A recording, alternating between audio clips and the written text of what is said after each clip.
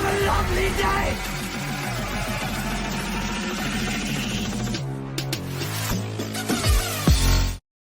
Welcome to Flat Earth Debate Uncut and After Show.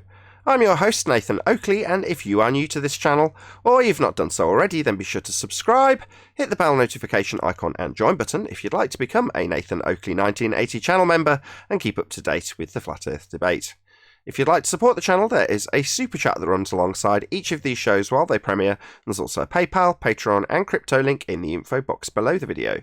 Speaking of Patreon, I'm going to do a quick shout out to all of you who do support me on Patreon, so a massive shout out of thanks and appreciation to Neo the One, Lost Cat FE, Rob W, Open Minded, Reese Pound, Dal West Watson, Mike, Muted, Dick Earth Skeptic, Chris Hillman, NA Literalist, Maria Neelands, Unbelievable Productions, Blue Ridge Ranger, Rob H, Burn Fat Till My Stomach Is As Flat As the Earth, Nathan Thompson, The Real Gabster, Windrider, Missouri Bear, Henrik86, Liam Nedrick, Owen Jennisons, Abraham Mohammed, Dave Rakia Gafford, Naibai, Adrian Quintana, Skeptic936, Life is Short, Fireball X, Felix Hung, TheFlatEarthChannel.com, Texas Mike, Edwin Johnson, Kirsten Smith, Alexander Main, David Wayne Foster, and Dank. So another massive thank you to all of you for supporting me on Patreon. Now, as this is being recorded, at least on a Friday, we seem to have quite a few people in Discord, so I'll raise the mic on them, and you can enjoy their dulcet tones while I set up for today's live show. Blessings of fatherhood.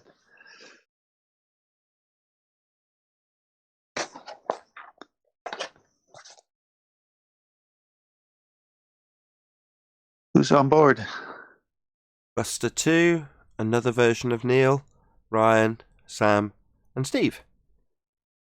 All right. Neil's got many faces. Morning. Good morning. Good morning. Morning. Good morning. What do I have there now? Hello. Your incognito is not so cognito, Neil.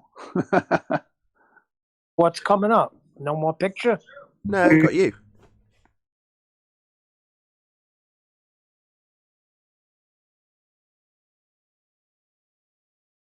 All good. All good. Whatever it's doing on its own, because I'm not doing anything. You got AI taking over already.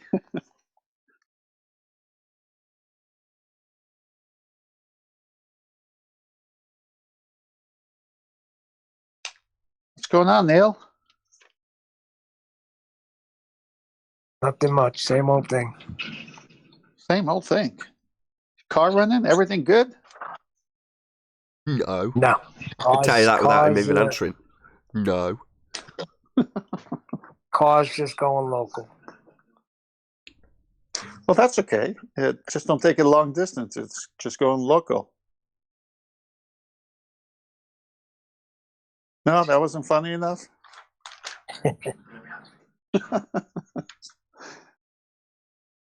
Oh, good shows, Nathan. The last few good topics, in-depth debates and conversations.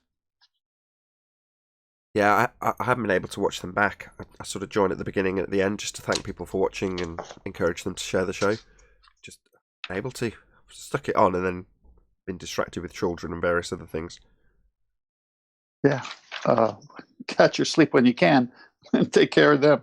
I haven't got any. Yeah, it's gonna be hard. I'm on the edge of exhaustion, to be honest. But you know, that's one of the reasons I don't record the show at the weekend. I just release the ones that are pre-recorded that haven't been viewed by a public audience, like the member-only videos. They get released at the weekend, and it's because if I was doing 7 days a week like Arwin, it would reach this point, and then I would go into actual exhaustion. You know, I know my body well enough to know how knackered I am, if you know what I mean. Oh, I know. What you're describing has happened to me on several occasions where my body's telling me, shut down. I go, okay, I'm done. I got zero energy, zero.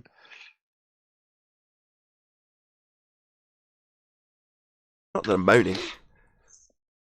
No, it's reality. What are you talking about? Exactly. I mean, you got Arwen doesn't have kids who are teething, and he's a young.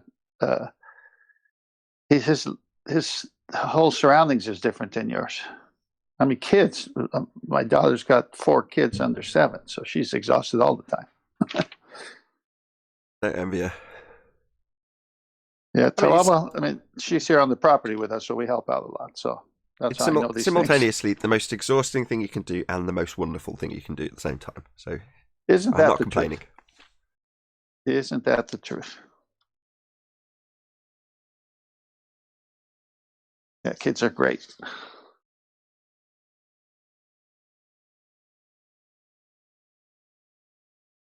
Yeah, that was interesting with Mr. Sensible coming on yesterday, denying he said what he said, and then we playing it back to him. And then he said we did it out of context because there was more. But you can listen to the whole thing. There isn't more. Oh, they're proper weasels, aren't they? It does make me smile.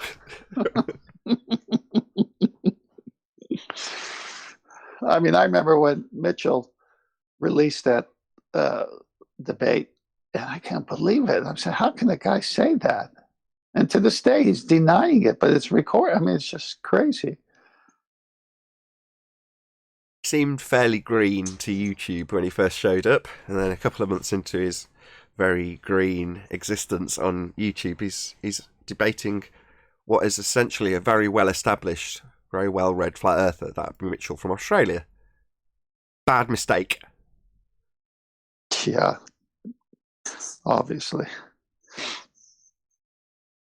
My kids are flat earthers, obviously, and they went to, I don't know, kind of like a 2-day retreat with their friends. Yeah, it was a house, kind of like what do you call those things now?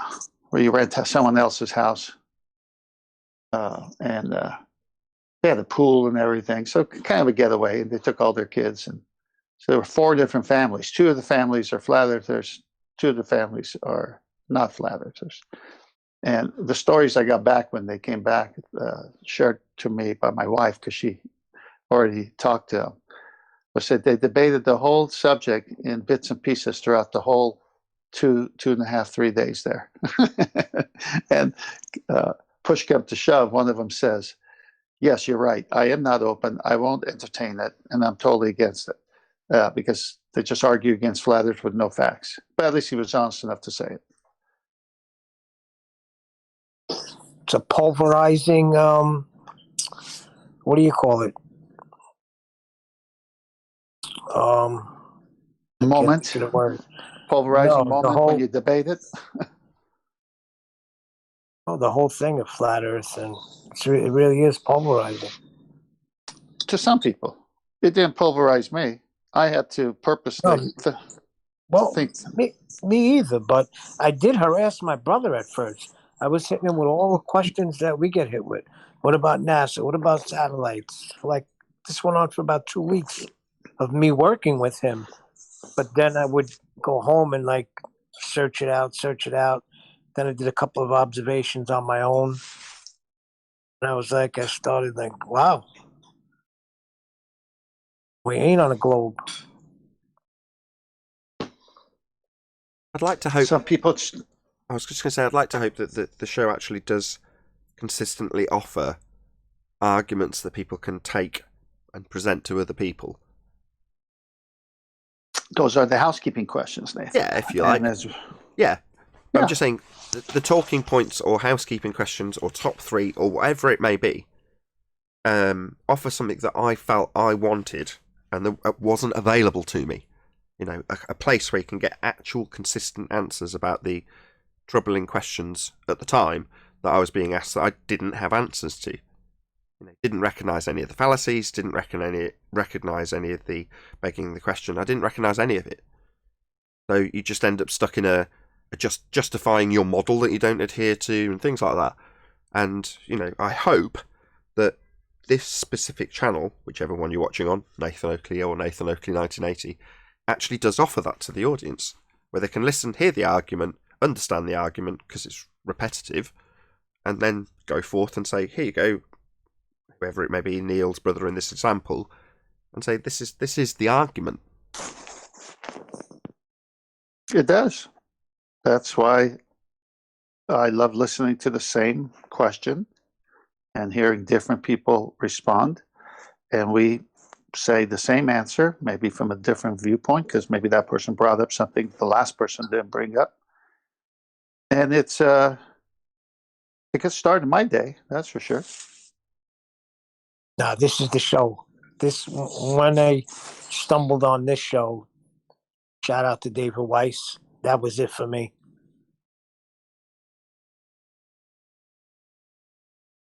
Because it met what Nathan explained that he was looking for before he came up with the show. Yeah. Exactly. Yeah, you get in. When I was looking, you got into a lot of speculation, a lot of people talking about their models, people offering their alternative explanations, and then you come across someone like QE, and I wasn't paying enough attention. I was watching his shows. I was watching him and Conthexus do their broadcasts, whilst arguing in the chat and not really paying that much attention, as everybody does. But by that token, you think, well, no, I would imagine that on at least a surface level, if you were inquisitive about this subject, you'd come here and go, hang on, this seems to have good points, good talking points that I can take away and present to somebody else in my own way, and not suddenly just get annihilated by a load of globe earth reversal of burden of proof. End up sitting there justifying azimuthal equidistant projections. Hopefully people come away from me and go, no, I understand that there's no necessity for me to start justifying a flat Earth model I don't claim or haven't made. Precisely. What's interesting is how can I put? Well, let me just say what I'm going to say. There's a word I'm trying to get that says it, but see, the ballers say they have undeniable globe proofs. We say, great, bring them on. And then they meet up with our housekeeping questions. Let's just use the top three because those are basically concerned with the globe itself. So here you got, is there any Earth-based Coriolis for your undeniable globe proofs? Second, how can you have gas pressure without any container? How do you get gas pressure next to a vacuum? That expressly is a part of their globe model because they say we're next to outer space and we're an open system.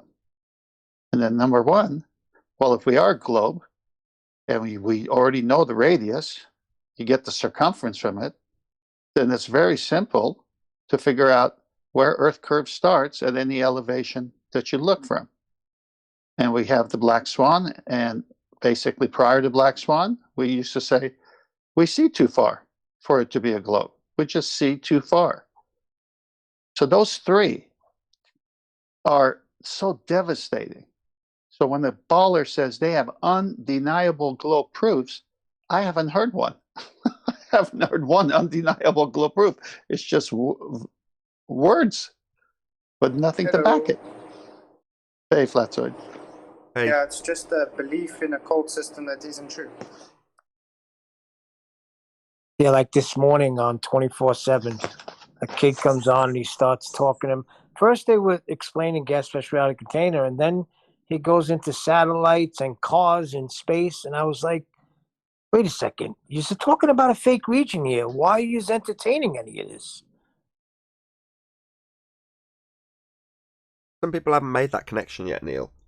They hear the gas pressure without a containment argument in its relation to outer space as a vacuum, but they only hear it in isolation. They don't recognise that, therefore, any claim from that region is therefore fake. You can use that argument to debunk literally anything that NASA claim from that place.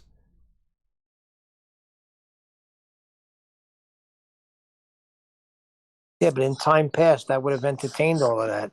But, from being on this show, listening, learning, you cut it off. I told him, I said, let's cut this off right at the root. And then we went into the whole thing. How there can't be a car in space. Not that the rubber would melt or what would happen to the fuel. It should be boiling. Yeah, that's what they want to argue about. Would the tyres explode in a place that doesn't exist? Let's discuss theoretically whether or not the tyres would explode in a place that isn't real. Like, no, I don't want to argue about whether or not rockets can push off a vacuum or whether or not tyres would explode in a fake place. It's a fake place. Can't exist, because if it was real, if the sky was a vacuum, the gas we're breathing would vacate. We would never need to breathe. It's just that simple. It's entropy. So you debunk the notion of a sky vacuum. Why bother arguing about whether or not rockets are in a place that doesn't exist? It's pointless. I'll tell you, it is pointless in the sense that it is a big old trick that they've played on everybody. But for the newbies, you need to do what you just said. Say it's a fake place. It doesn't exist. We don't need to argue because it can't be there. But if you were, don't you find it funny that the tires aren't exploding? See, this is the trickery. And then they're going to want to go there. They're going to want to go there. But he said, no, I didn't say that to go there. I said that so that you wake up from your dream. Because to hear a Globie say, hey, yeah, you're right. The dashboard would melt. The tires would explode. The paint would be peeling. How come that ain't happening over there where it's 4,000 degrees? No, because then they get into how they the trolls made the do. car a certain way that it won't do that. Cut that crap off right at the head. Demonstrate gas pressure without a container first. Yeah, I agree, Neil. I agree. Why entertain whether or not your paint would flake off in a fake place? It's like discussing whether or not the gas lamp in Narnia would function as it does based on the time dilation issue. Let's argue all day about how the gas behaves from that lamp in Narnia. No, why? It's a fake place. It doesn't exist. It's not real. So why am I going to argue about whether or not the paint would flake off in a fake place? I can debunk the place it's supposed to be. So therefore, whatever they claim is in that place, in this case a car, doesn't exist. It's not real. It's obviously not real. You're only got to look at it to know it's not real. But if you're deluded and think the sky is a vacuum and they say that's in the sky vacuum, somewhere you're never going to go because it doesn't exist, then you're going to believe it because that's your bias. But it doesn't mean I have to argue about whether or not the car would lose its paintwork or tyre pressure. It's irrelevant to the fact that that place it's supposed to be in doesn't exist. Well, I do both. I do both carefully. That's why I tried to tell Neil no at the beginning. Because for the newbie who's not a troll, it's easy to get them to our position real quick. If it's a troll, they want to stay in space with the paint flaking. So I wouldn't do it with a troll whatsoever. I'd just cut him off at the knees because he's a troll. But the newbies need that little extra slap in the face. Hey, yeah, why am I believing this? It is fake. Because if it was, tires would blow up. I mean, they need something else. You don't want to let it go. Fair enough. you want to use that with the normies. Fair enough. It's your bag. Yeah, I'm just saying it depends on the person I'm talking about because now he's violating something else that his brain will keep him uncomfortable or his mind will make him uncomfortable that night. Here I was arguing the space and this guy said it's a fake place. And yet, while I'm arguing that it's real, unreal stuff is happening. Like a production car, as they said that all it was, is able to act like some seasoned super metal and no flaking of paint. Well, that was a stupid argument I told that flat earther. I want him to go to bed with that one too. Some people like to play with the snake instead of cutting the head off. So, Tink, are you a real person? I am a human being. Prove it. Let's see. Wait till Arwen comes on. It'll be proven real quick. Don't be like that. You and Arwen, what's with this? Arwen's like my little brother. I mean, he loves to tease me and I like to tease him. We have no problems. It's just fun to go back and forth with him. I think you're too... I'm guilty of the same thing, 10th, but you're too quick to cut him off when he's trying to make an example that's farcical, because at the end he will actually generally summarise why it's farcical, but you'll cut him off and give the reason when he's going to the same place. I think that's his actual beef. No, okay. That has happened, I admit. But now, from now on, next time Arwen and I are going, just listen to how he does. It looks like he's finishing a statement, but he's really not. But it sounds like he got to an end point. Then I come in, and he keeps talking. And then, okay, he's done now. And I come in, and he keeps talking. I go, man, will you just say I'm done? Because I don't know when you're going to stop. Yeah, that's just Darwin, though, isn't it? I mean, if you take someone like Adam or... Adam's a good example. He's very deliberate in what he says, but he will also pause to think about what he's going to say next. That's just his pattern of speech. Now, because Adam does that mid-sentence, it's a bit more clear that he's finished, whereas Arwin will make a conclusory statement, pause, and then start again with his actual point, having concluded a statement that preempts his actual point. And then he'll get frustrated because he's left a small pause. Someone started talking. He's then going on to make his conclusory statement. So it's just one of those. It's the same. No, it's just Nick, the guy did the fundraiser for, very, very similar. So he'll get to the end of his point, he'll stop, but then he's actually got an actual point to make beyond what he's just concluded, and then stopped, paused, taken a breath, thought for a moment, and then continued. So you've been around him long enough to know that's just how Arwin is, right? Oh, I know. That's why I have fun with him. He's like a little brother, like I said, especially in the after show. Him and I cracking up with each other. It's fun. Fair enough. I don't want him moaning about it. That's all. Part of the fun. He's not having fun. I know it. I can tell by his tone. I wouldn't bring it up otherwise. I can tell by his tone. If it keeps happening, he'll get literally pissed off, and I just can't deal with it. I don't want it for Arwin. I don't want to stress Arwin. I don't want it. Arwin smash. Oh, Arwin's ace. That's all I say. That's the thing at the moment. Arwin's absolutely on fire. Typically, if you were doing this and he was just making his conjecture, I'd be like, I wouldn't even mention it. But he isn't. He's absolutely on fire at the moment. Not. Well, go on. Let me tell you something. It took me a while to figure out about Arwin and the way he communicates. He has a brilliant mind. Number one, it works in ways that mine doesn't. And what he does, at least to my assessment of him, is that he'll go into his imaginary world while being in the real world, but won't tell us he went to his imaginary world. And so now I'm thinking he's making a real world statement, but he really just jumped and played devil's advocate without telling me he played devil's advocate. And then as the thing calms down later, he'll say, oh yeah, that was just all imagined. That wasn't real. That was just something that I had to say because that's how some people feel or believe. I said, well, you didn't make I thought that's what you believed. He says, no, I was arguing their point. But he does it in such a way where you think it's really his point. The best example of it is when he was debating gravity with Anthony. And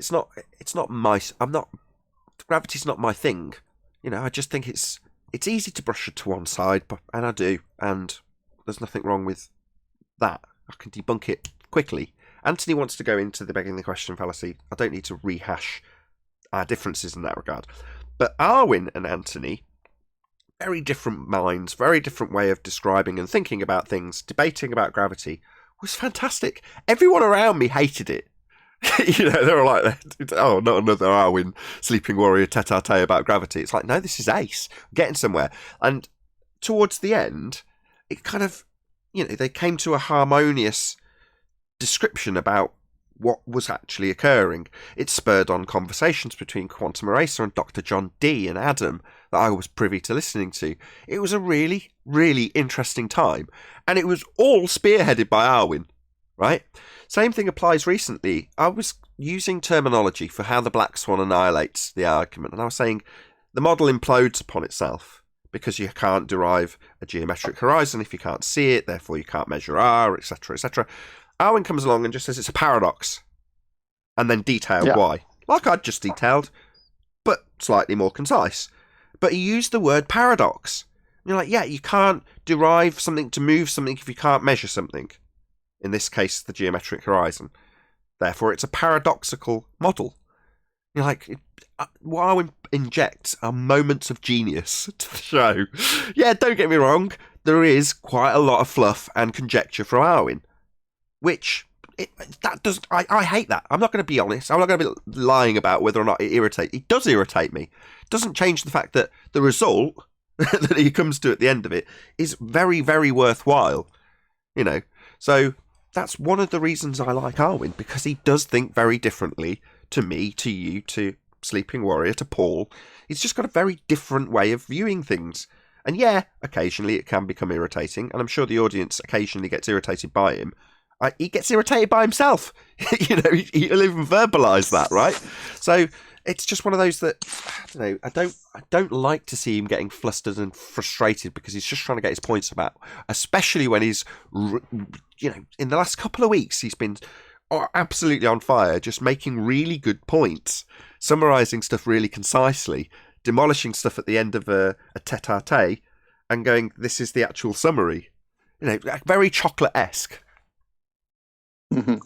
Well, the mind of Arwen. I never look at that as you just use the word. See, any question is a good question on this topic, and if you're playing both roles at the same time, that's fun too. It just causes me to think, okay, if I do hear this in the real world one day, how am I going to answer? So I'm going to take it on now with, say, Arwen. Now, whether he's doing it as play on words or he's really serious, that comes out at the end. So I'm not irritated at all with Arwen whatsoever. I enjoy the conflict. I like the wrestling match of the minds. Yeah, but he gets irritated with you. Well, that's not my problem. I don't get irritated. I like the table full of food. I like, okay, we're done with this one. Let's take this point on. And it may end up just being a laughter, or it could be that you find something like, disequilibrium and relative density, or equilibrium, right? You may come up with something that, hey, this is what it is. This describes it better. At least we've got the common decency to discuss him behind his back when he can't hear. Yeah, we'll tell him to listen to the pre-show because we were talking behind his back. He'll go listen to it 5 times, come back at us the next day with good arguments. I don't think we've challenged any of his actual discussion points or arguments or claims here. Just talking about Arwen in general, which is kind of a bit, he's not here. It's very personal. It's being recorded. But by the same token, these aren't things we don't say to him personally. So I'm not in the slightest bit concerned that he's going to listen to any of this and go, "God, you guys are slagging me off behind my back." No, I don't think so. Let me set the record straight. I love Arwen. I love Arwen too. I think he's ace. Yeah, I don't think that's I don't think that's up for debate. Both of us think he's ace. Anyway, I'm going to start the live show.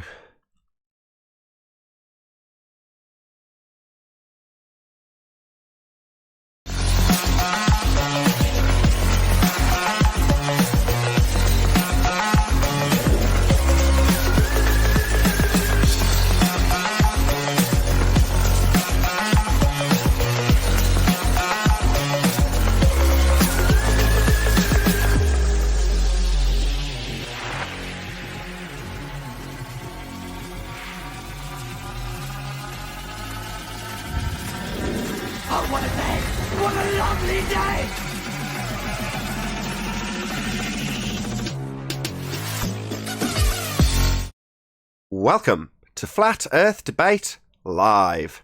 I'm your host Nathan Oakley, and if you are new to this channel, or you've not done so already, then be sure to subscribe, hit the bell notification icon and join button if you'd like to become a Nathan Oakley 1980 channel member and keep up to date with the Flat Earth Debate. If you'd like to support the channel, there is a super chat that runs alongside each of these shows while they are live. There's also a PayPal, Patreon and crypto link in the info box below the video. Most importantly, if you'd like to join the discussion, simply mute the page you are currently watching, then click the link in the info box below this video to join the panel and express your views on the nature of Earth. If you do join, please don't swear. If you do, you'll be ejected, and if you are, please don't try to rejoin the stream using sock accounts. You'll be warmly welcome back on the next stream. Please also share the show on social media. Sharing the show obviously increases the live audience, but this in turn increases the chances of a more diverse panel, so please share the show on Facebook and Twitter. And one last time, if you're new to the channel or you've not done so already, then be sure to subscribe, hit the bell notification icon and join button to keep up to date with the Flat Earth Debate. Now, we are joined by Paul Hall, 10th man. We've got Neil, Flatzoid, and a whole bunch of people in Discord, so welcome one and all. Morning. Hello. Hello? Gonna get any enthusiasm from Discord? Hello, people in Discord? Hello. Well, hello, skeptical. Any more for any more? Any more enthusiasm in terms of greetings for the live show? Clearly not. Good morning. Good morning. Very good to have you all. Right, let's crack on with a bit of housekeeping. any evidence of a physical geometric sphere edge, formerly known as Earth curve? Not from the Black Swan's viewpoint. Damn satellites. Hello. Satellites. Any evidence? Hey, that you can have, brother. any evidence? Sorry, you can I have keep losing reception. any evidence you can have gas pressure without the necessary antecedent of a container if you're going to claim satellites in space? While I'm breathing. Only so the assumption that you don't need a container to have gas pressure will virtually seem like proof that it can be possible. Say that again. Well, it's No. Okay. it's kind of funny. And go ahead and ask your next question regarding gravity, Nathan, and I'll bring up something that came up in Discord yesterday. Any scientific evidence of gravity? Yesterday in Discord, so I'm getting an echo of feedback from somebody. Daily T, was actually starting to think about, gas pressure and this downward vector that they always talk about. And it was actually funny. The more he kept talking, Neil, you were on there, weren't you? Weren't you listening, or was that Steve? I was thinking of it. Might have been listening. But ultimately, he started realizing that there is no true downward vector when it comes to gas particles, because they're almost the net. He called it net vector zero. Basically, when it comes to gas particles, there's nothing that is mostly downward vectored when it comes to gas. And it was wonderful to hear him kind of start realizing, no, there's this. I may be wrong. I don't get this. Is not right. It was funny. The more he kept talking, and Zanuck and Chaiki were both. They just didn't know what to say, and it was Danny doing the undermining. It was kind of crazy. That's why I texted into Master B about it, or into Master B about it yesterday. I said hoping we could get on before it ended. It was good. see, when it finally clicks, then I actually realize something's really wrong. Maybe. Subconsciously. So are you saying, Paul, that while he was trying to debate the point as a winning point for his side, his mind actually simultaneously was saying, wait a minute, it doesn't work that way. So it was conflict.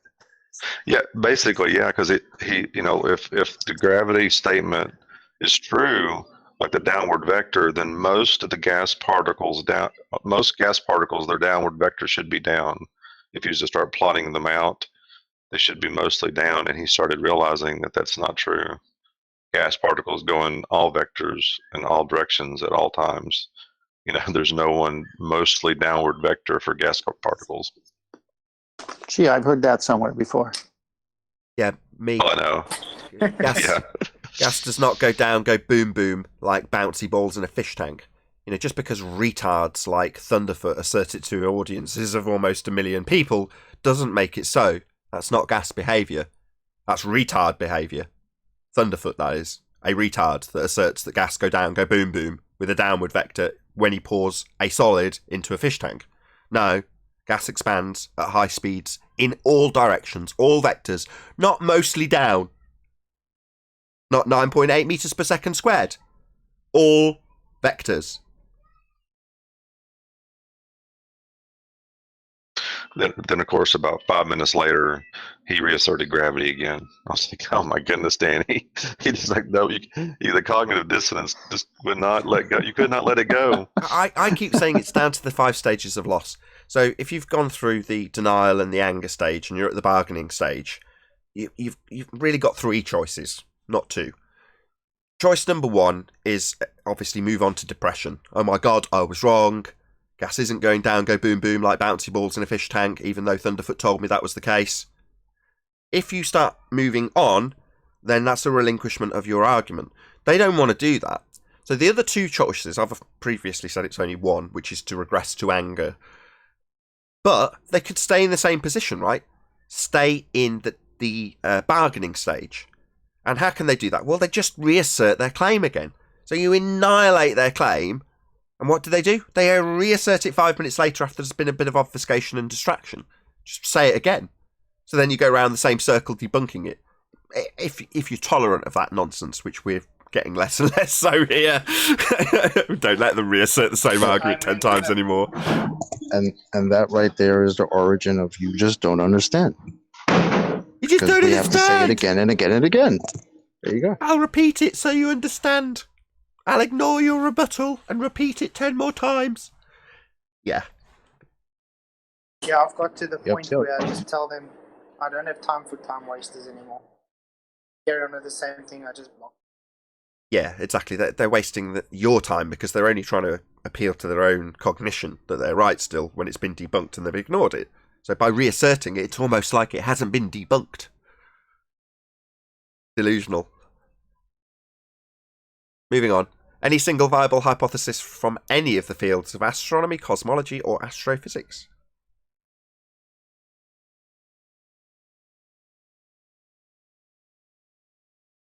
Don't all go at once. Well, that was It's silence first was to be signed. the silence was the answer. None. First, let's be scientific. That is one of the most embarrassing aspects of the globe model. There's no science for it. They'll go around barking about science and calling themselves scientists, and there isn't any. How embarrassing. Can I talk about that part? I think that part we've covered before, but it's a good topic. You hear it on news clips on YouTube concerning the current situation. No one believes the science, or if it's global or climate change, global warming as it was once called. You don't believe the science, and we're just saying, well, show us the science. But then when they come to show the science, there's no science. Yeah, there's mathematics, abstractions, and reifications only. No science. Well, because they're confused of what science is. They think pseudoscience is science. Yeah, and when you debunk their pseudoscience claims, they tell you that what they thought was science, actually, as you identify pseudoscience, they tell you that science doesn't prove anything, having mistaken their pseudoscience for science, which they don't have. So weird being told science doesn't prove things after we were told science proves the globe. That's Embarrassing. a hell of a switch. Just embarrassing, That's isn't why it? they said that. Yeah, just embarrassing. Hey, Adam, good to have you. Afternoon, everyone. You all right, guys? Very well, very well. Oh, Hello, so Adam. good. I was Nottingham. Right. But Chocolate, it's exactly about that. Science proved the globe. Science doesn't prove anything. These two statements are basically a declaration. We don't know what the fuck we're talking about. Yeah. Same difference. Wow, that's Science, true. science proves the globe. Oh, but science doesn't prove anything. So you prove nothing. Awesome. Well, we proved So they're that telling. we proved they're science deniers, the globe believers. Michael from Vsauce, declarations that science doesn't prove things. Yeah, it does. You just didn't have any. You only had pseudoscience that you believed was science, and your pseudoscience proves nothing. Science, on the other hand, has advanced humanity by establishing cause of natural phenomena. That's its purpose. It's empirical. It absolutely cause and effect relationship will be validated at the end by way of a hypothesis. Validation. Either your null or your alternative will be validated, proven. That's what it does. It's its only purpose.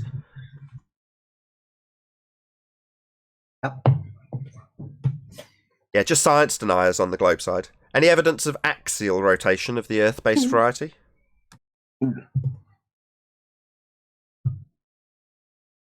Nope. Again, about the science, by the way. With helium balloons.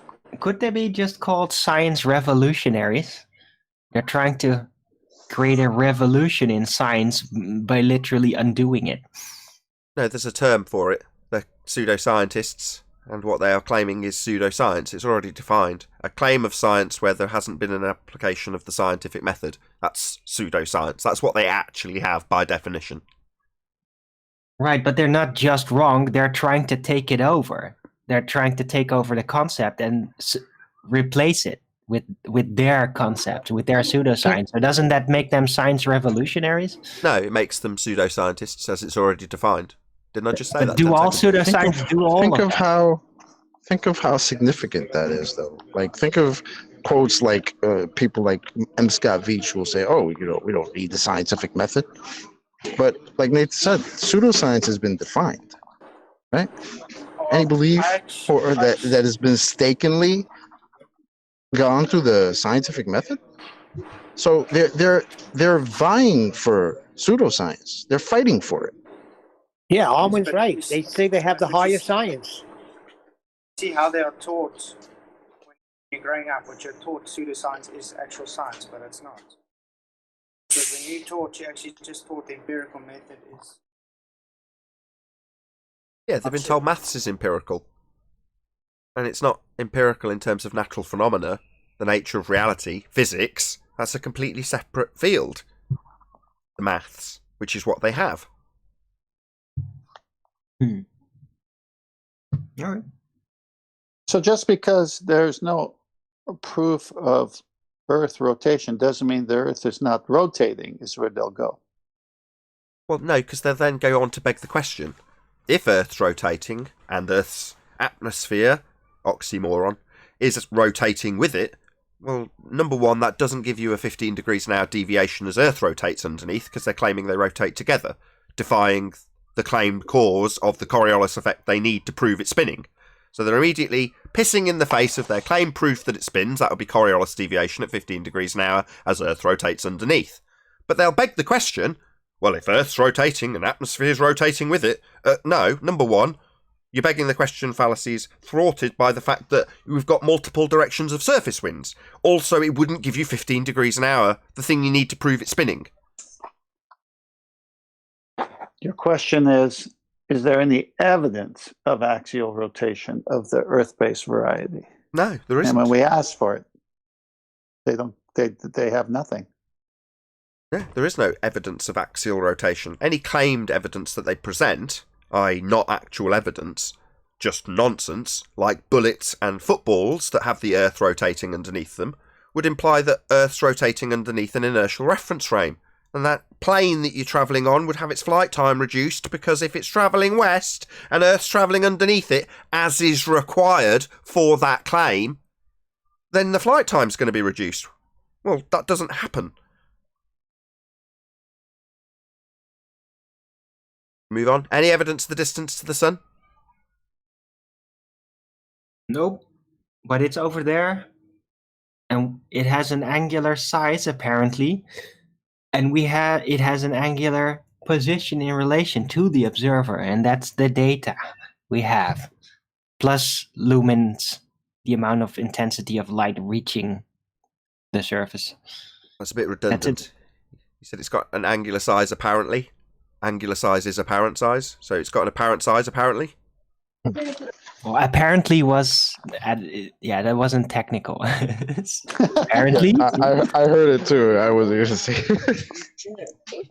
I know what you meant, though. It's funny. So yeah, the sun has a not actual size, but it's asserted by the heliocentrists that it has an actual size based on an assumption that Venus has the same radius as the presupposed radius of Earth. Any evidence of the R value, the presupposition of Earth radius? Black swan. Refraction in their model requires if you go R. in one direction continually, you'll end up at the same spot again. It's just in one direction. Oh, wait, the other two, east or west. Arwin said a little delayed reaction to the axial rotation question. Go ahead, Arwin. But this is an R1, so how else can you... An R1? R1? Just don't rumpus him. Hold on. Go ahead, Arwin.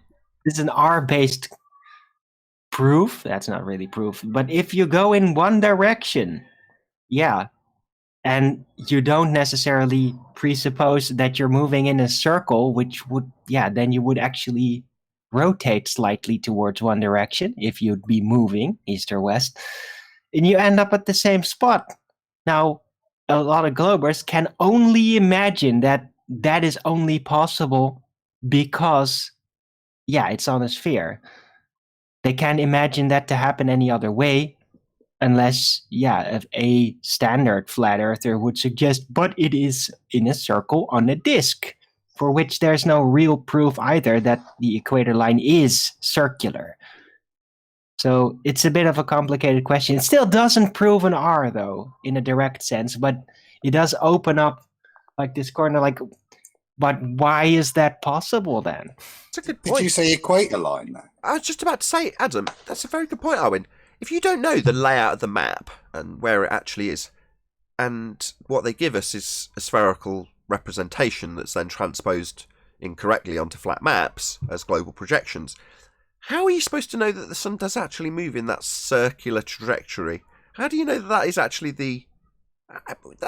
I've never even thought about it. How do you know it's in a circle? Well, it's in a circle on the AE map. So what? Didn't used to be. On some of the polar drawn old ancient maps, the path of the sun's almost elliptical. See if I can dig one of them out. What? I didn't even know that. Are you saying there's Well, truth in the lies? For when me, they it's tell us... been a cornerstone for the conception of looping space.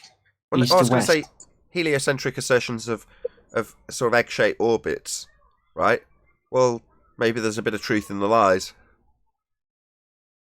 Not the orbit bit, obviously. Yeah, well, that was my thought, Nathan, when I saw that. Oh, Well, how would it be elliptical, posted- that path? Hmm. Very I posted interesting. an awesome thing in Master B this morning. But a guy took star trails, and on the star trails, he sees one light object standing still. It's not moving with the stars.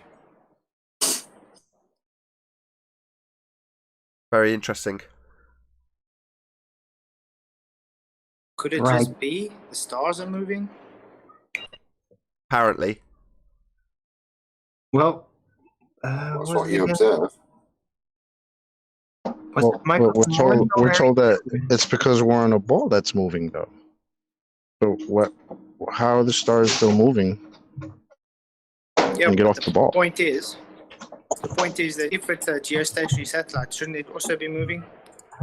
Yeah, it's moving. It's moving in lockstep with the presupposition that the Earth is turning. So the satellite's falling around the Earth at the rate that the Earth turns in their model.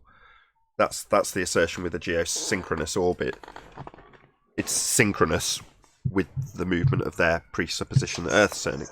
But yeah, you're right. You'd still see that light moving. No, would you? No, it Maps stays. up, Nathan. Say again. The maps up. Oh wow. What is that? It's quite an interesting old map. It's a British Empire map. Whoa. That's just it. That's a really big Australia. I've got it bigger now. Can you get it back up, please, Adam? Yeah.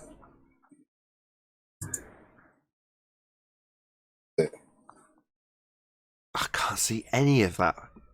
It's Africa is to the east west close, and Africa's South here. Africa is all to the south, and Australia is way to the north there. Yeah. See?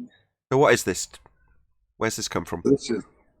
This is a. I'm trying to remember the name of it. Bit somewhere.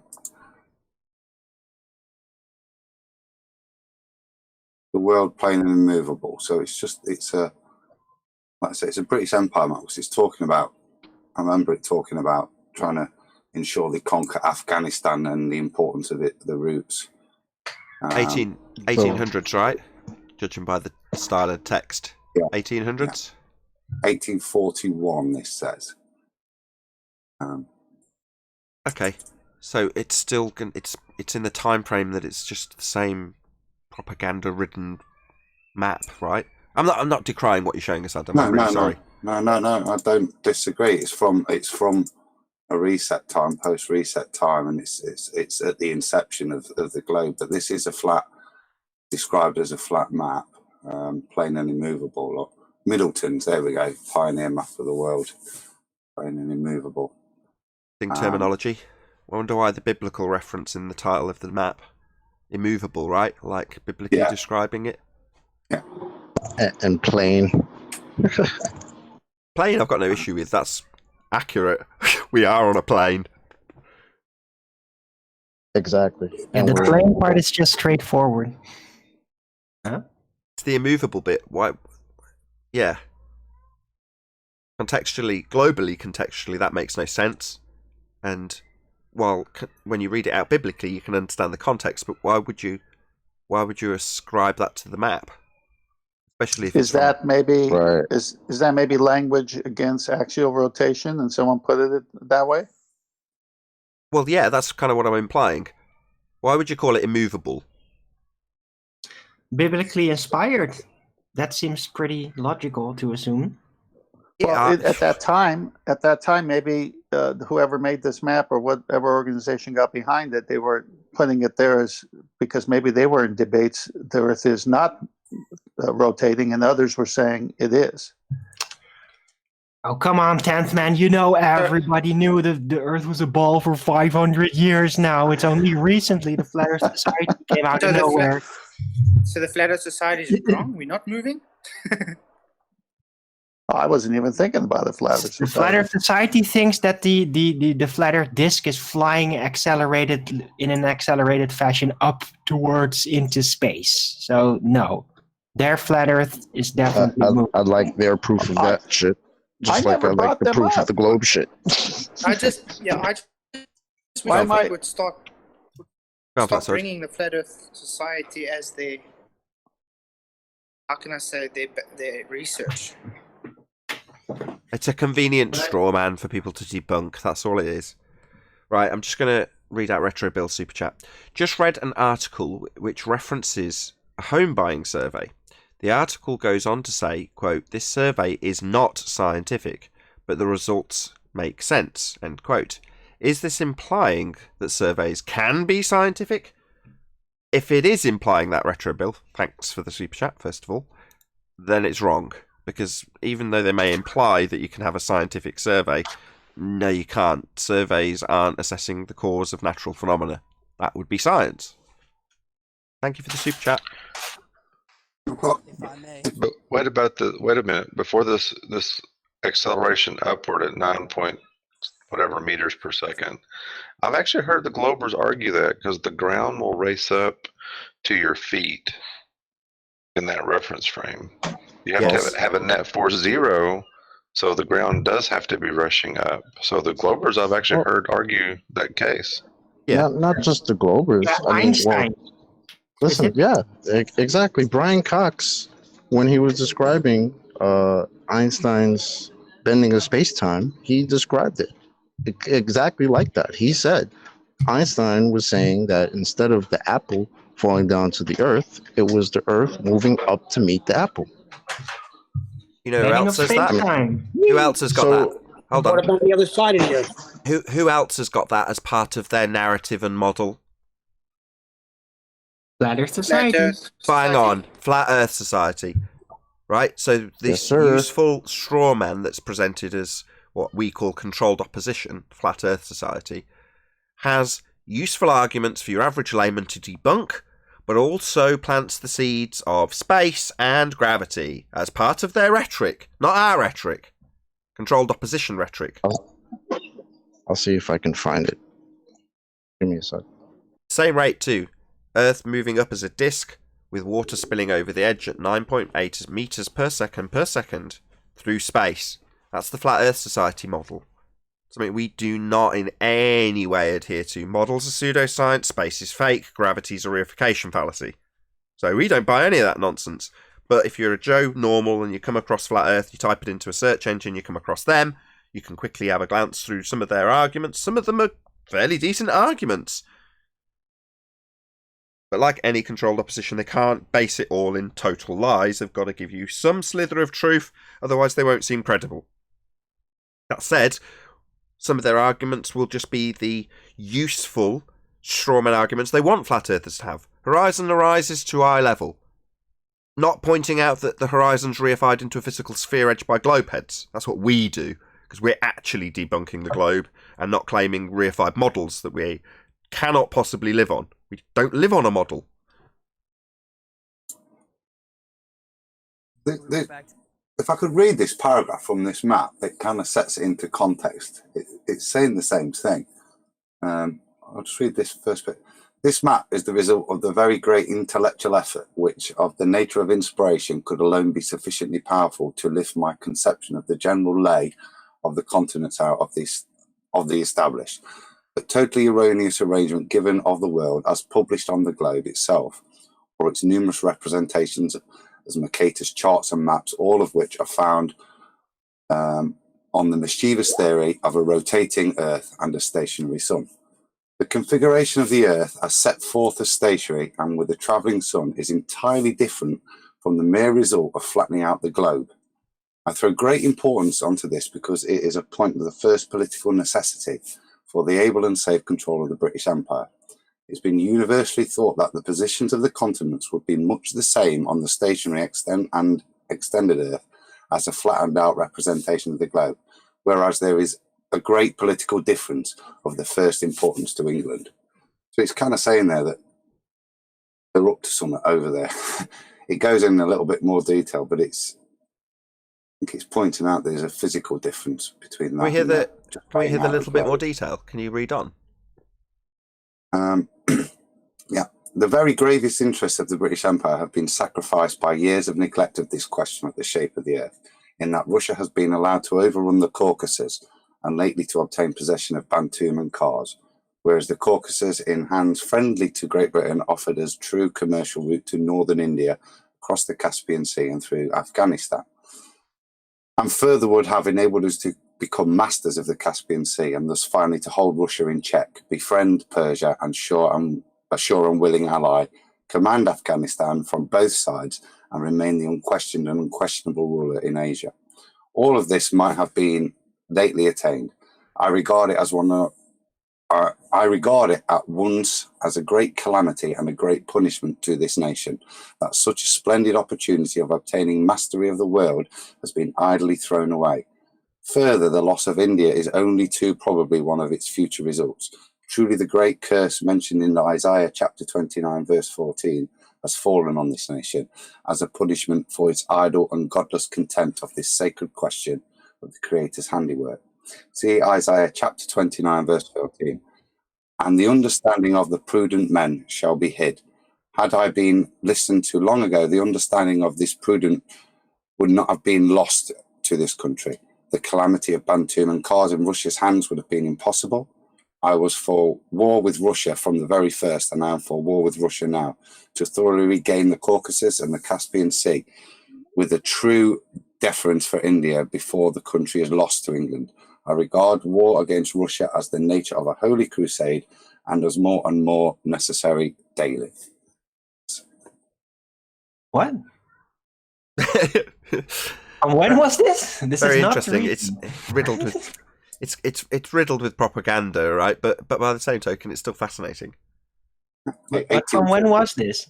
Is this like the Soviet Russia time or before? As soon as there's an implication that there's conflict between these countries, I immediately start to haze over a little bit. I know. The point of the interest to me that I found, the reason I remember it is that the conflict is secondary. The purpose of what he's saying is that the maps are wrong. If you flatten out a ball, you don't get a proper geographical map of the place, and that's what's being hidden, the true significance of the Afghani areas and the Caucasus. There's something that when you stick it on a ball, the geography and its significance is hidden. They're losing something, and that's of detriment to the British Empire. Is I see. What So, I read it as I gotcha. So yeah, it's because I asked you to read out the rest. Yeah, it's a tertiary point to the actual example that you want to highlight, which is to say that yes, the political gain is the overarching point that they're making, but you're pointing out that they're saying the way the map layout isn't conducive to their dominance, which is telling for our tale that we're hunting here, right? The configuration of the Earth as set forth as stationary with the travelling sun is entirely different from the mere result of flattening out the globe. Right. So they're saying this isn't a global projection. That's the second. That's only the second I've ever seen. The other's the map of Monday, which is not global projection. I don't know of any others that aren't. It's labelled, look, the path of the sun. So they don't say equator. They label it as, and like I said, the initial bit that jogged me memory was that it is egg-shaped. Look, it's still got that kind of Gleason's-y over projection of South America. I mean, South America goes off at a different angle. There's still a circle in the middle. Look, I don't know what that is. Is it just me, or does it resemble a dodo a little bit? That's just me. Quick shout out to Retro Bill. Why doesn't the FE Society mention that the other heavenly bodies must also be moving upwards? Thanks for the super chat. I don't know. I think they could just spin out the nonsense narrative for it to be debunked. And part of that narrative they want to weave into heliocentrism, especially when it's the weakest parts of their argument. So, in my humble opinion, gravity, the reification fallacy thereof, very weak aspects of their argument, and also the Earth curve edge. Well, they've got an edge with boats going over it, so they stick a boat going over a dramatic edge falling into space in their flat Earth model, because it distracts from the weak part of their non-geometric horizon that they don't have anymore. So I think that the Flat Earth Society serves more than one purpose, and if they've got a Swiss cheese argument, you can bet your bottom dollar that Swiss cheese argument will also point you back towards heliocentrism. So I can't give you a detailed answer of why they don't highlight the fact. I think the reason is specifically that they don't want you to actually think the Earth's flat. They're controlled opposition. They want to redirect you back into the original paradigm. Thanks for the super chat, Retro Bill.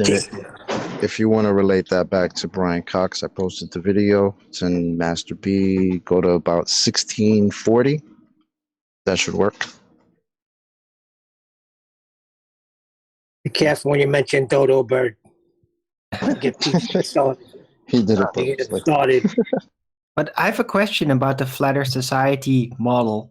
Like, do they even address outer space, as in, or do they have the heavenly bodies being inside of the Earth realm, like that, and that it's all like that traveling with the Earth? Should we call that?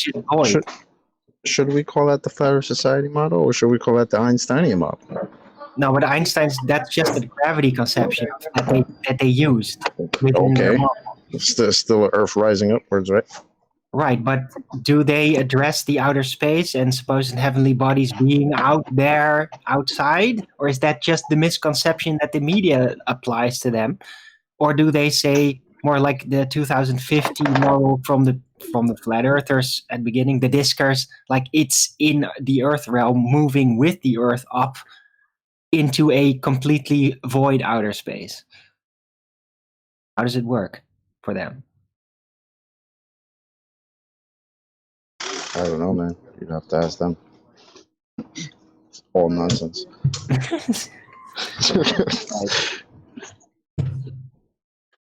Nobody knows? No, none of us are like experts in the controlled opposition narrative. We just know where it's nonsense and where they're utilising heliocentrism to weave their narrative of flat Earth that isn't us. Maybe Mark Sargent would know. Nathan, did you find the video?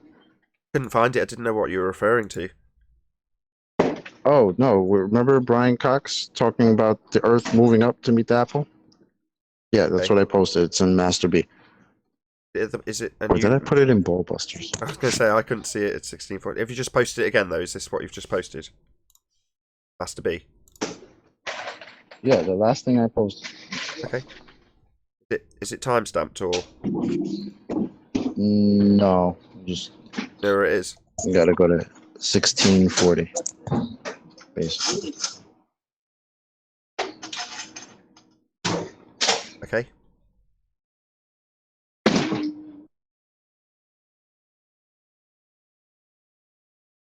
Modern cosmology is based on Einstein's theory of general relativity, which is a theory of gravity. So in that sense, the ambition of the theory was no greater, really, than Newton's. It was to describe how objects move in gravitational fields.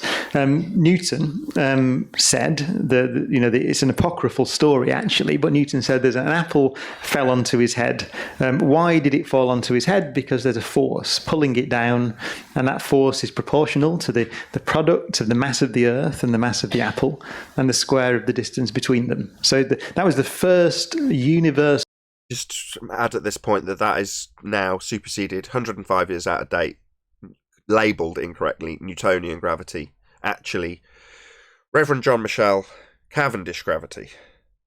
Law of nature, 1687. So a great step forward. In 1915, based on thoughts that Einstein had had for actually a decade or more, Einstein produces a new theory of gravity, which not a scientific theory. Point that out as well. The summary, the one-line summary, is that the apple doesn't hit Newton on the head because the Earth pulls the apple down. The apple hits Newton on the head because Newton accelerates upwards and headbutts the apple, which was floating there, minding its own business, having become detached from the tree. So it's completely the opposite picture. It's a very counterintuitive picture. Yeah, no shit. Okay, thank you for that, Chocolate. No problem. Yeah, same rhetoric. They've got Flat Earth Society, pizza pie Earth moving up through space with all the little stars around it, little boat falling off the edge, and when you look into their rhetoric, it's moving up at 9.8 meters per second.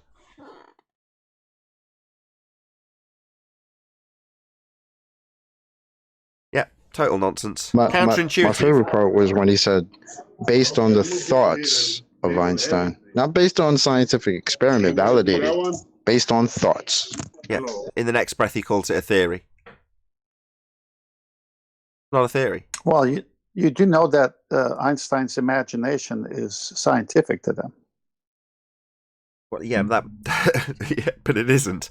So a theory, when you're talking science, is a collection of validated experimentations or validated hypotheses to form what is known as a theory. So you're basing it on validated science, experiments. Well, that's not what Einstein did. It's mathematics, it's reification, so to call it a theory is wrong. But the reason they're calling it a theory is because they're hijacking the empirical nature of science by using one of its terms. So they call this mathematical reification, this stuff that's come from Einstein's mind, a theory. It isn't. But you'll hear theory and go, oh, well, that's science then, isn't it? No. That's their deception.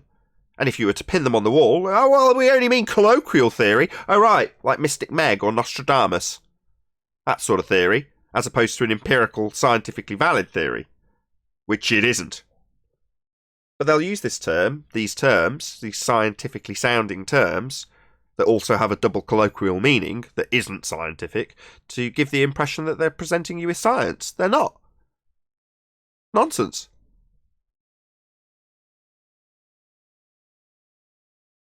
Got one more housekeeping question. Any evidence of a self-perpetuating molten iron core at the centre of a presupposed spherical Earth?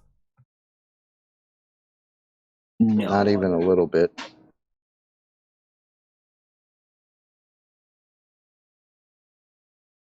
Where's the ballers at? Very quiet in Discord, just Still generally looking today. for that curvature.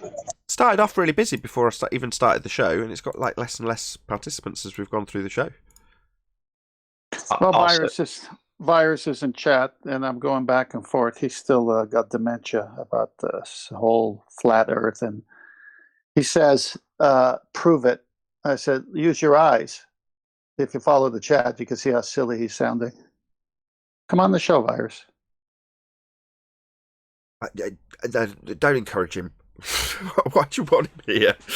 What you guys said? Where are the ballers? I'm telling you, they're hiding in chat. I didn't say that. That was me. Nathan never says that because he's got his feet up and he's relaxing. But I want to hear an argument. Where are they? Bring that New York spirit. They all got black swan phobia. Maybe. You know what? You know what I realized? You know what I'll the help the worst thing for a magician is somebody in the audience that sees all the moves. And I think that's what we've become, flat earthers, to these globers, because we see all the tricks and we'll call them out. So we're annoying to them. We're spoiling the show, man. Yes. We're giving away the ending. That there's really no globe. Shh. That's a good Yeah, description. we see the tricks, even in that thing when he said it's a mind in Einstein's mind. It was his thought. But that's not science. Nope. And then you know how he goes to connect it to science? He starts talking about the ISS and the people floating inside it. Isn't that wonderful? Right, but we see the magic trick, so we call it out. I realize that's why we're so annoying to ballers. Yeah, because they've learned all the tricks. They've learned all these magic tricks. Half the time, they didn't realise they were learning magic. They just knew that they used these words, and people nodded along and gasped and sighed at the amazing world of heliocentrism that they were very educated in, and they probably gained respect for it. And then we come along and go, yeah, that ain't science. No. Let's point out what science is. Me, the flat earther, the one you feel is justified in being ridiculed, is going to now tell you what science actually is. And you're going to kick off, and you're going to cry, and you're going to cry foul, and you're going to moan.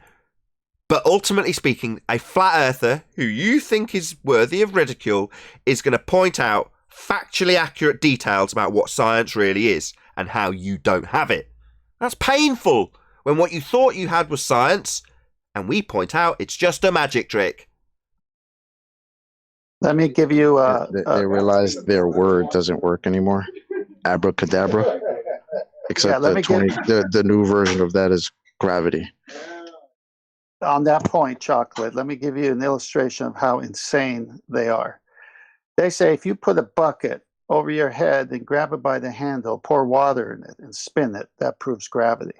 I say, well, you say we live on a sphere. Why don't you put a sphere on your head with a string tied to it and put water on it and see if you even can get it to stick on it and spin it, and what's it going to do? Go outward or inwards? This is how stupid they are. Yep. That's a magic trick, another magic trick that allowed them to believe this word, right? That's called gravity, aka abracadabra, right? Yeah. But then when you try to relate that to reality and ask them, hey, where the side the bucket has sides and a bottom. Where's that on the earth? That's when they lose their mind, right? Yep. With Sesame Street, it's a la peanut butter sandwiches. I remember that. A la peanut butter sandwiches. In the meantime, Professor Phil Bell is right now in chat complaining that it's so annoying and that it's unfair because Flat Earther never come on baller shows. Like, Professor Phil Bell, why don't you get on this show and actually defend your ball? Just we exposing the fake magic. Why do ballers need shows? I don't understand. If the world was a ball, it would just be a ball. You wouldn't need a show to try to establish to everybody what they already believe. Let me get it straight. His criticism is some individual people's attendance of the opponent's side's broadcasts, as opposed to demonstrations of gas pressure without the necessary antecedent of container, scientific evidence of gravity, a demonstration of the R that he has made public videos declaring is a presupposition that they just assume. Yeah, he's not got any of that. He's got criticisms of our attendance of other people's shows. Yeah, maybe he doesn't appreciate that. Number one, I have been on plenty of other baller shows. I've got them in playlists. You can go and check them out. I go other places. What I found when I got there was that the fundamentalist religious zealot mute button was very much in effect, and I didn't get an opportunity to make my arguments nice and concisely to an audience, so I chose to run my own platform. If you can't beat them on their own turf, set up your own football field. So that's what I did. This is my stadium. Yeah, my audience, my stadium, and I couldn't give two shits whether you expect me or any of my panel to go elsewhere. Yeah, don't care. You can bleat and moan all you like, because what we do is present actual arguments, which I really enjoy hearing being presented out by other people. They've heard them, understood them, and can repeat them to the annihilation of a globe model that doesn't exist beyond the maths. Now, I don't care about your bleatings. I want to hear your rebuttal. How can you have gas pressure without a container? Where's your evidence of the R value you've told your audience that is a presupposition that you justify by going, yeah, of course we presuppose it? You think that's a rebuttal, do you absolute clown? You think that's worthy of moaning about where we attend? I am but one man. Who cares where I attend? Your world's fake. Think it matters where Nathan Oakley attends? Yeah, when you've got nothing, it matters where Nathan Oakley attends. It matters to him. Well said, Nathan. And by the way, Nathan's undefeated at home, and he's undefeated away. Of course, he has the truth. I would say flat Earth is undefeated, being that there's no measurable curvature. Hold on, Apprentice, you're a bit low. Correct. That was Hold on one sec. Nathan. Just one sec. Go ahead, Apprentice. You hear me? Yep. Hello, am I loud enough? Yep. Just, the atmosphere and the gas pressure gets thinner and thinner as it goes up. Can we recreate that in an experiment? Like have a chamber and different layers of pressure in the same chamber? Bottle garden. So with that? It's a dynamic system like we have here. It's just scaled down.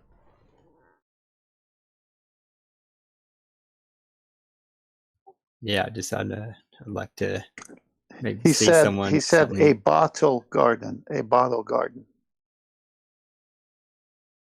I don't follow. It's a bottle Explain it. that's got a garden in it. Sealed. It has its own system. It has its own dynamic system. An ecosystem within the bottle that's self-contained. Yeah? Gas is circulating, all those things. Yeah, I'm just saying, like, can you recreate? Yeah, yes, a bottle garden. Atmosphere? Yes. A terrarium. All right, I'll look into it. Cheers. Gas doesn't go in layers either. It said layers. I can forgive that. I know what he's saying. He's saying, can you recreate a dynamic system on a small scale? Yeah, you can. Yes, it's called a terrarium. Yes, gas isn't homogeneous. It's not in layers.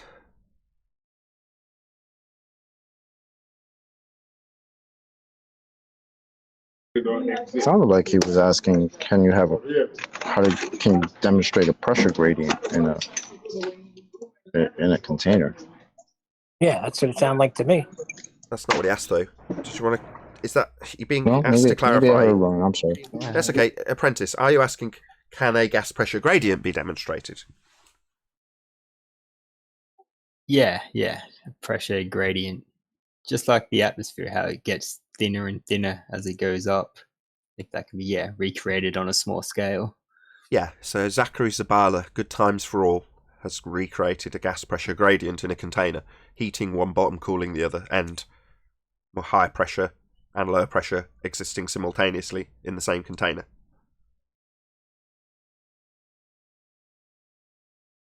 So I guess the question is, can you put a vacuum next to that or something? No, that's not the question. Yes or no, what will happen? No, that's not the question. Yeah. The question is, can you have that gas pressure without the container? Correct. So there's another example, just in case you want to reference this and share it with somebody. If someone says, oh, well, how can you have a gas pressure gradient in a container? Hillbilly Blue Marble Science also demonstrated gas pressure gradient in a container with butane and a very long pipe. Got a pressure gradient out of that. But he said he was demonstrating gas pressure without a container. Let's not. Yeah, but he that. had two containers. He had the pressurized gas cylinder that he used to transport the butane to his pipe, which is also a container. It has walls, a surface area for the gas to press upon. It has a hole in it, a bit like a tyre. You can drive around with a slow puncture. It's still leaking air, but temporarily is containing gas. Eventually it'll all leak out, just like his butane pipe. Entropy is still applicable. Well, he doesn't consider a tube to be a container, so, or a pipe to be a container, so. Yeah, he's He- I he- quite often when he used to come to the chat, I used to really enjoy getting him to describe it as a container. You get him to describe it as an open container. So you go, so container then? No. An open container's not a container. It was very funny. Shout out to Daily T for showing that gas does not have a mostly downward vector. Shout out.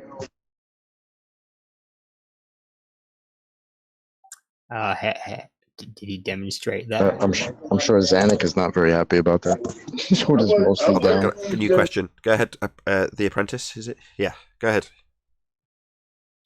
I just said he's shown he didn't have a downward vector. I just said, how did he demonstrate that, or how did he figure that out? Well, he discussed it, and actually Zanuck and Chaiki both were silent in Danny's discussion, and even Danny started realizing, hey, I think I may have just disproved gravity, and we go like, yep, sounds like it.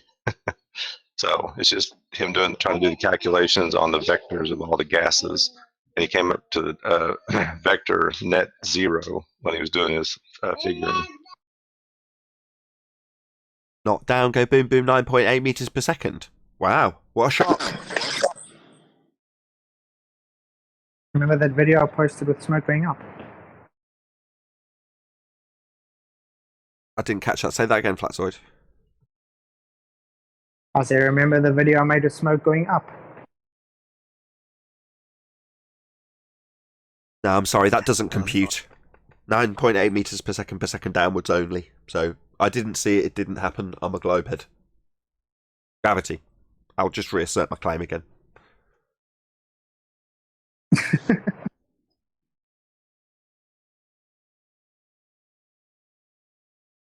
Maybe if you show it and I talk through it constantly, that won't make it real either. I'll try that maybe. Well, Nathan, the cognitive dissonance in the ballers is so strong because you just gave an example of a tire with air pressure in it, and the pressure of air was caused by the tire being a closed system around the rim. Now, if you put a hole in that tire, depending on the size of the hole, it might take a week to come out, or if you put a bigger puncture, it immediately comes out, and you're on the side of the road with no gas pressure in your tire. Now, these ballers can see that. They have cars, they have motorcycles, they've had bicycles when this has occurred. And yet their cognitive dissonance is so strong that they actually think the Earth is surrounded by air next to an open space that's a vacuum with no barrier whatsoever. This is the level of insanity. Yeah, it's pretty bonkers looking in from the outside. And they always talk about the force, but that's, it has a force acting upon it. What force would that be? What force? That's what I want to know. Exactly. Round in circles we go. That wasn't an answer. What force would that be?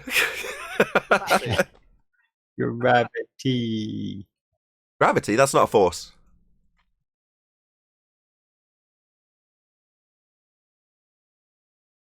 Need a couple of quotes. The bending of space and time. That's not a force. The concept. It's a concept. It's a concept. Yeah. I mean, I could quote Brian Cox. We had him on earlier. There isn't really a force of gravity at all. No, that's wrong. I'll paraphrase that. Gravity isn't really a force at all. End quote. Professor Brian Cox. Eric van der Linde. Gravity is not a force. Yeah, or George Musso. There's hundreds of them. Last time we did a show on gravity, QE had all of his references up, and you just go through them. It takes him about 10 minutes to read them all out. Gravity is not a force.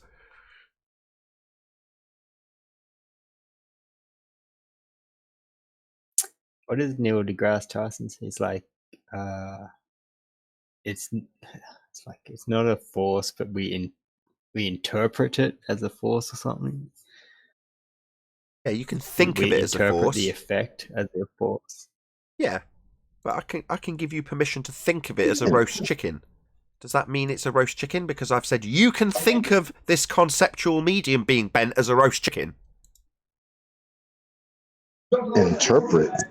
That doesn't sound very scientifically validated.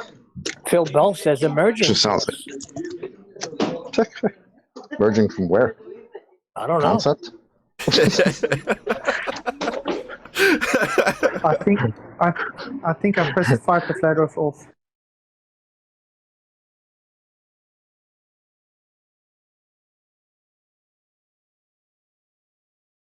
Is that the new abracadabra? Emerging force? Where's the emerging force emerging from? Not a force. It's an entropic force. Tropic force.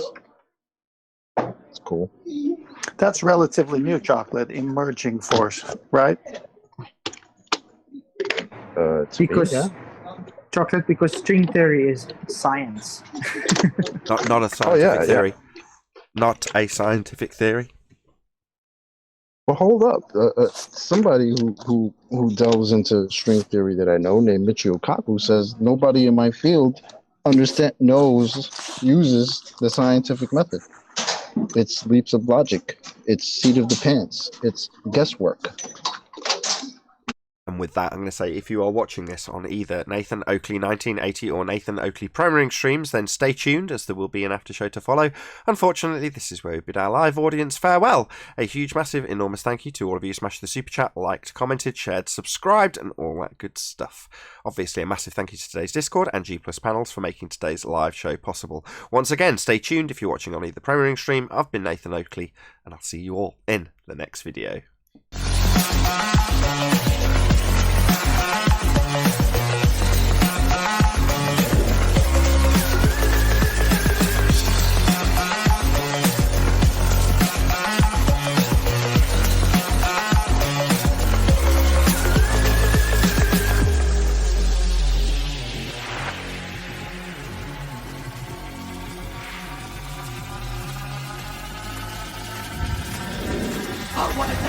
What a lovely day!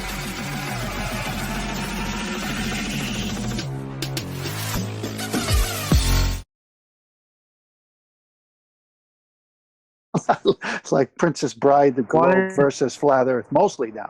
I remember when Zanuck always said that, but mostly down. But mostly down. Whenever discussing gas. Yep. But mostly down. Yeah, but Neil, you must just go to South Africa, Australia, then you're going up. True. Well, now all you got to do now is reference Danny. The gas particles do not have a mostly downward vector, and you can just quote Danny to Zanuck, because Zanuck was there when Danny was doing that. Is there a clip of this? What was it in, Paul? 24/7? Yeah, it was in 24/7. Yeah, I don't think anybody was recording it. So yeah, that's the downfall. We don't have any who've been able to truly cite it. Just hearsay now because I said it and some other people heard it.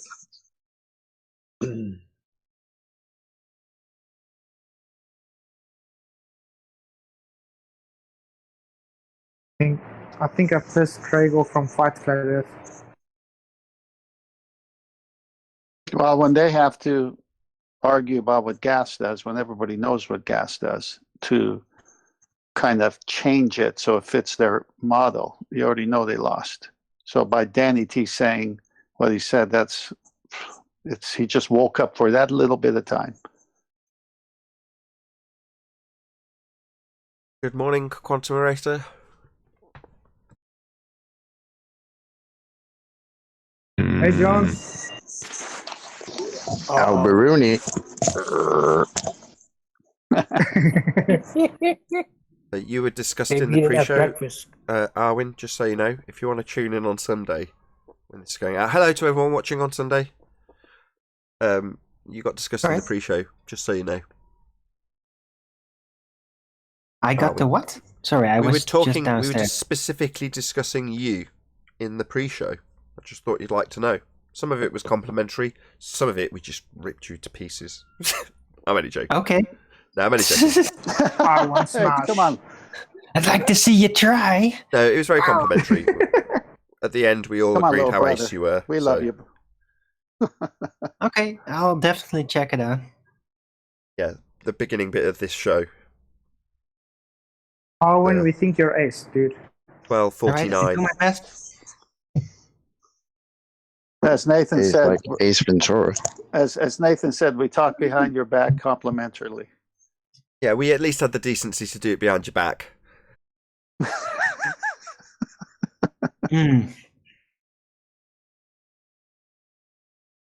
There's nothing you won't hear that you haven't heard before. Don't worry about it, Armin.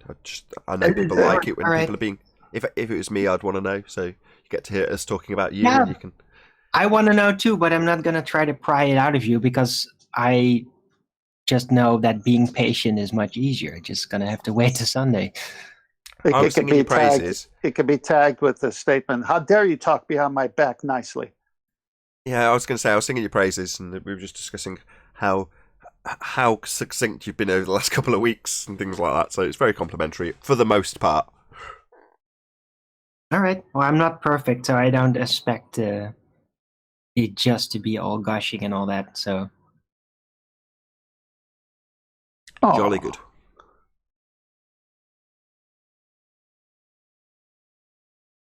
Has been exceptionally quiet for ballers. I wouldn't normally highlight it, but it has been very quiet. Wouldn't you agree? It's obvious. Well, because Nathan, it's not fair. We don't go to the baller shows. yeah, even in my chat, I noticed it too because I got plenty of ballers in there, but they're not really trying to defend the ball anymore. They're just more trying to look for weaknesses and then pointing that out, and then they feel like, oh, well, at least the flat earther is not perfect or something. I don't know. This is the transition stage for them. I guess, but I'm all fine with it, you know. But yeah, other than just random baller trolls, you don't know who they are, just trying to be trolling and asserting nonsense. Other than that, yeah, they don't do a lot anymore. Well, it's hard for them, especially when they have to not only fight us, but they have to fight the laws of nature. Now, how do you fight the laws of nature and think you won?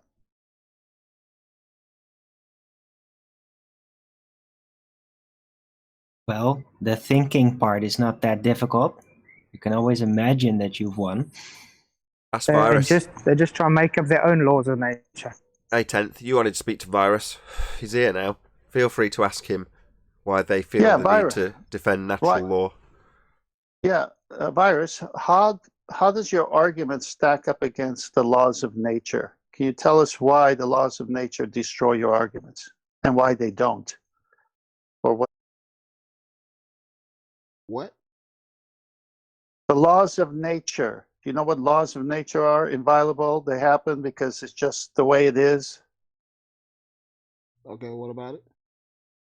I'm asking you, if one of your arguments goes against the laws of nature, are you going to side with your argument, or are you going to capitulate and say, you know what, the laws of nature, I can't fight that? Where are you going to stand on that? Why would I fight the laws of nature? Great. I'm glad you asked that or stated that. So gas pressure without containment. What's wrong with that? Can you show it to me without containment? Why would I say it doesn't need containment? Can you show me any gas pressure without any kind of containment? Yes or no? Why would I show it to you without containment? I think it needs containment. Oh, great. So then, welcome to Flat Earth. Word. Earth's still not flat. What is it? Whoa. So we're a ball with a container around it? Is that what you're saying? No.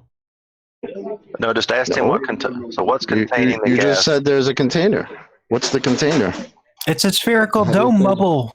Let 10th man Can I just ask him a question? It's now 3 against 1. Can you just 10th man and Virus only, please? Sorry. Yes, thank you. That's all right. So, Virus, what do you mean when you said your last statement? I never said there was a container for Earth. And I'm asking a direct question about the laws of nature, specifically how you get gas pressure.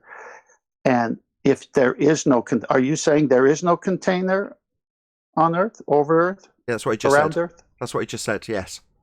Okay, so then Exactly. you're going against the laws of nature about gas pressure. So how does that feel when your argument goes against the law of nature? How? What have I said that goes against the laws of nature? Why do you keep repeating the nonsense and stay on track? Just Okay, answer so him. let's go Hold start on. again. Ah, it's a reasonable question. He's asking what in his statement so far has gone against the law of nature that you're describing, entropy in this example. What specifically has a virus said that goes against that law of nature, 10th man? That's what he's asking. Yeah, it just seemed like he was dancing. I'll tell you what you said, Virus. You said you don't believe in the container, but you have gas pressure without one. That's what you said. Okay. Okay. No, not That's your okay. response? The end of space. You don't see how that's a problem, man? Not at Look, you all. can't have gas pressure without a container, and the sky vacuum is asserted to be a place that the gas we can fill without containment for the gas. So space stands in violation of this natural law. The globe does it. Explain how your gas isn't filling the sky vacuum in the globe model. That's what you're being asked, and so far you just said it doesn't need one. Yeah, it does. Atmospheric pressure doesn't need one. Atmosphere is a oxymoron. You know what that means? Yep. It's not an oxymoron. Gas doesn't have a shape. Atmo is gas. Atmosphere is gas shape. It doesn't have a shape. So you can't just say, well, because I assert that the gas has a shape, that's its container, is it? Calling it atmosphere. That's not a container. I never said it was a container. But it needs one to have gas pressure. Therefore, no container, gas would fill the space. We I have will actually say atmospheric pressure, so we don't need a container for Yeah, it. you do. It's natural law. Not for atmospheric pressure. Not by law. So we don't. that's Can I ask? Hold on. Not for atmospheric pressure. Not for an oxymoron. You could think He it's didn't an listen to anything you oxymoron. said. Why is it an oxymoron? I just explained. Atmo means air. That's what it means. Yeah, air is gas. Do you understand that, first and foremost? Atmo means air. Okay. Air is gas. Okay. Yeah? Gas does not have a shape. Can you elaborate on that? It takes the shape of the container it's in. That's what gas does. Takes the shape of its So it has a container, shape or put it it doesn't in, have a shape? put it in a square container. The gas will fill a square container. Put it in a circular container or spherical container, it'll fill the spherical container. Like a balloon. Whatever shape the balloon is, the gas is filling that balloon. It's not more at one end than the other. It's filling it. Yeah?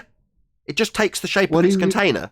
So what if you have a very, very low pressure inside a container? Would all of that gas still fill the space, or would it just take up whatever it can? You tell me, if I put a little bit of air into a balloon, does it not take the shape of the balloon? What if it's a box or a It's a container? yes or no that's a question. rigid You've asked me, I've structure given you an that doesn't- example, and then you're ignoring it. So I answer you directly. The question you've asked, I've answered. Right? And then you've ignored it. So if you blow a little bit of pressure into the balloon as per your question, does it not take the shape of the container? Answer, because it's obfuscated, yes, it absolutely does. Gas takes the shape of its container. Now, atmosphere is an assertion that it has a spherical shape. Atmo, air. No, it takes the shape of its container. So this isn't something that's going to hold gas and stop it going into a false assertion of a sky vacuum. It needs containment. It takes the shape of it. Your rebuttal, no, it's atmosphere. Because I assert air is just naturally in a sphere shape. It isn't, it's an oxymoron. Atmosphere, no, gas, air, isn't spherical. Well, what shape is it? Well, whatever container you put it in, a virus. Do you understand that now? Not a sphere shape, naturally. No. Okay, so I agree with the balloon. The balloon is constricting. So what if you're in a container that's not constricting and you only have a little bit of pressure in there? What's a container that's not constricting? I don't It's going to understand fill what up you the mean. whole container, or is it going to fill up what it's available to? Is it going to fill up the whole container, or is it going to fill up what is capable of filling up, which won't be the whole container? Fine. It fills the availability of volume it has to fill. If there's a space it can fill, it will fill it. That's what gas does. It expands in all... So if you have... I hadn't finished. What do you mean? Why are you asking me a new question when I haven't finished answering the last one? I haven't finished answering you. I haven't finished answering you. Okay. The gas will fill the availability of space it has to fill. It will fill the container, the space it has. Now, if the sky was a vacuum, a space for gas to fill, it would fill it. Therefore, space, the sky vacuum, isn't real. There isn't a space up there called a vacuum space for the gas to fill, because it would be filling it. That's what it does. Then why do you need a container? Who's talking to you? And what if there's not enough molecules to fill the container? There we go. What do you mean not enough molecules? It doesn't matter how many. If you've got one molecule of gas, it will bounce around the entirety of the container. One. What happens when it runs out of kinetic energy? It doesn't run out of kinetic energy. So gas molecules have infinite kinetic energy? When does gas run out of kinetic energy? Just I'm asking you, so does gas have infinite kinetic energy? You know what the first law of thermodynamics is, Virus? Does gas Do you know what the first law is? Yes or no? Yes. What's the first law of thermodynamics? Gas have infinite kinetic energy? Yes or no? What's the first law? What's the first law, Virus? Energy can't be created nor destroyed, only transferred. So, but does gas have is it infinite running kinetic out? energy? Yes or no? Is it running out then? Running out of energy? Is it vaporizing into nothing? No, that doesn't happen. What? Energy isn't being destroyed. The gas is simply expanding in all directions. Nobody says energy is being destroyed. Nobody's claiming it. He's just not shutting up between his sentences now. He's just rumpusing it between each attempted answer. Right. So, we understand, do we, Virus, that gas expands in all directions to fill the availability of space it has to fill? Do you understand that? Yes, but I doesn't agree that it just moves in one direction indefinitely. Excellent. So it doesn't slow down.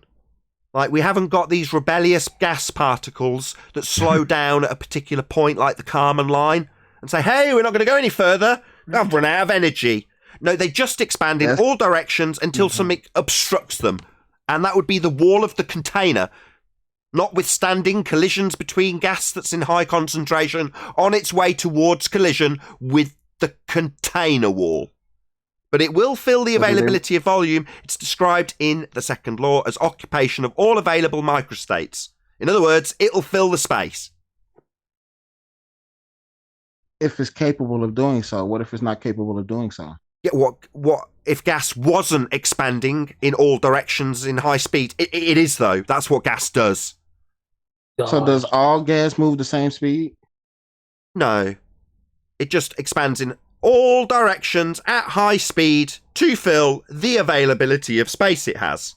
It's described... And why does helium go up? Nathan, can I try to... Hold up, Ed. Hold up, brother Ed. You're next. Right after we're done with the virus. We got an excerpt from you. You're next, brother. Just hold on. I want to try to clarify something to the Kumu virus, okay? It might help him understand why he's wrong. Go ahead, Darwin. All right. So Akumu virus, look, if a gas is literally in the process of expanding into a vacuum, which means nothing, then there's nothing going to stop it or slow it down, because on Earth, where there is gas pressure, things slow down when they're like a bullet or anything that's moving because of air friction. Well, in a vacuum, there is no air friction, so there's nothing to stop the speed of the gas from expanding. It's actually just being more powered by the gas behind it also wanting to expand in all directions.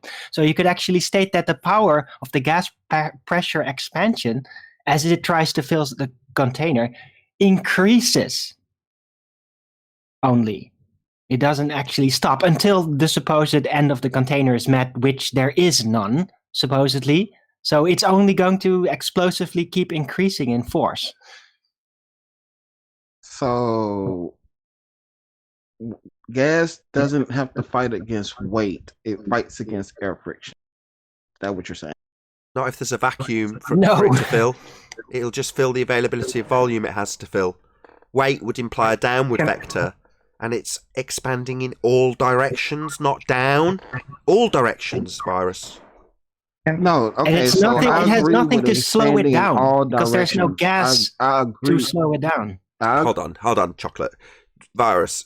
Arwin wants to establish with you, if you appreciate that if there's other particles of gas in high concentration for the particle you're observing, it's going to be slowed down by its collision with other gas particles, whereas it reaches this claim of a sky vacuum, there's nothing impeding it, it just continues in high velocity in whatever direction it's going. Do you understand that? That's Arwin's point. Have you recognised what he said, and do you understand it? Does this help you realise space is fake? No, but I agree with pretty much what he's saying a little bit. No, but I don't understand how. You agree with Hold what on, I'm saying? Arwin. Hold on. Go ahead, Virus. Sorry. I don't see how it correlates to space is fake. Because the gas would fill the space, we'd have no gas to breathe. It's expanding in all directions at high speed, and if there was a space for it to fill, natural law dictates that it would fill it. It fills all available space.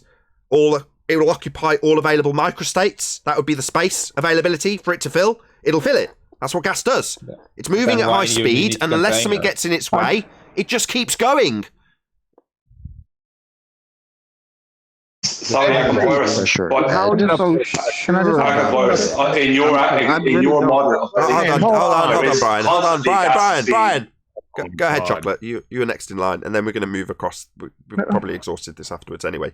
Who's next in line? I've wanted to ask a question for 10 minutes let's now. get some order. We're going to have Chocolate, Jesus. then we're going to have Brian, then we're going to move across to you, QE, with a new subject that I'm going to step out of, apart from to moderate. Chocolate, go ahead. No, I'm good. Flatsoid can go. Flatsoid. Oh, is it Flatsoid? Oh, sorry, Flatsoid. Go ahead, Flatsoid. I've been trying to ask them for 20 minutes now. Go ahead, Flatsoid. I thought you were Anyway, Chocolate, sorry. I just wanted to ask. It sounds to it sounds to me like you think entropy decreases. Is this true? He won't understand what that means. The question you're being asked, Virus, do you think entropy decreases? In what situation? When it reaches the sky vacuum and doesn't expand. Infantry to the when the gas. Atmosphere. Don't ask a question, then waffle through the answer. In what situation? I'll tell you if you can shut up. When the gas reaches the sky vacuum, yeah? In your model of a sky vacuum based Earth in a sky vacuum, when it reaches the sky vacuum, does entropy decrease? Okay, let's say it this way: the entropy of Earth can decrease because it is giving it to its surroundings. If that makes sense. No, wow. We're just not. You're not answering the question. It's yes or no. No, your answer demonstrates admirably that you have no clue what the second law of thermodynamics is. Yep. Can I throw a bone in at all as well? Sure, Adam. Just a couple of statements from the kinetic molecular theory, because I think there was a bit of, or maybe they lose their kinetic energy as they get higher. So, yeah, that's it. I was getting to that. Go ahead, Adam. So, just to remind you, loss of kinetic energy is to do with inelastic collision. But just a couple of statements. Collisions between gas particles or collisions with the walls of a container are perfectly elastic. None of the energy of a gas particle is lost when it collides with another particle or with the walls of the container. The average kinetic energy of a collection of gas particles depends upon the temperature of the gas and nothing else. I would draw you to your model's temperature scales up there and ask whether or not by the definition of your model, whether those gas particles would have more or less kinetic energy to be able to escape than when they're lower down at lower temperatures. You let him off the hook. Not too kind on that. Adam's a nice guy. You had to butt in. Right, I think we're done with this. Who is it that you wanted to address, QE? Is it Ed? Yeah, I wanted to come virus one with what Adam said, because he's implying that the gas particles just stop because they lose their energy, like they're gaining the energy from within them and creating energy. You're a numpty dipshit. Where do gas particles get their kinetic energy from?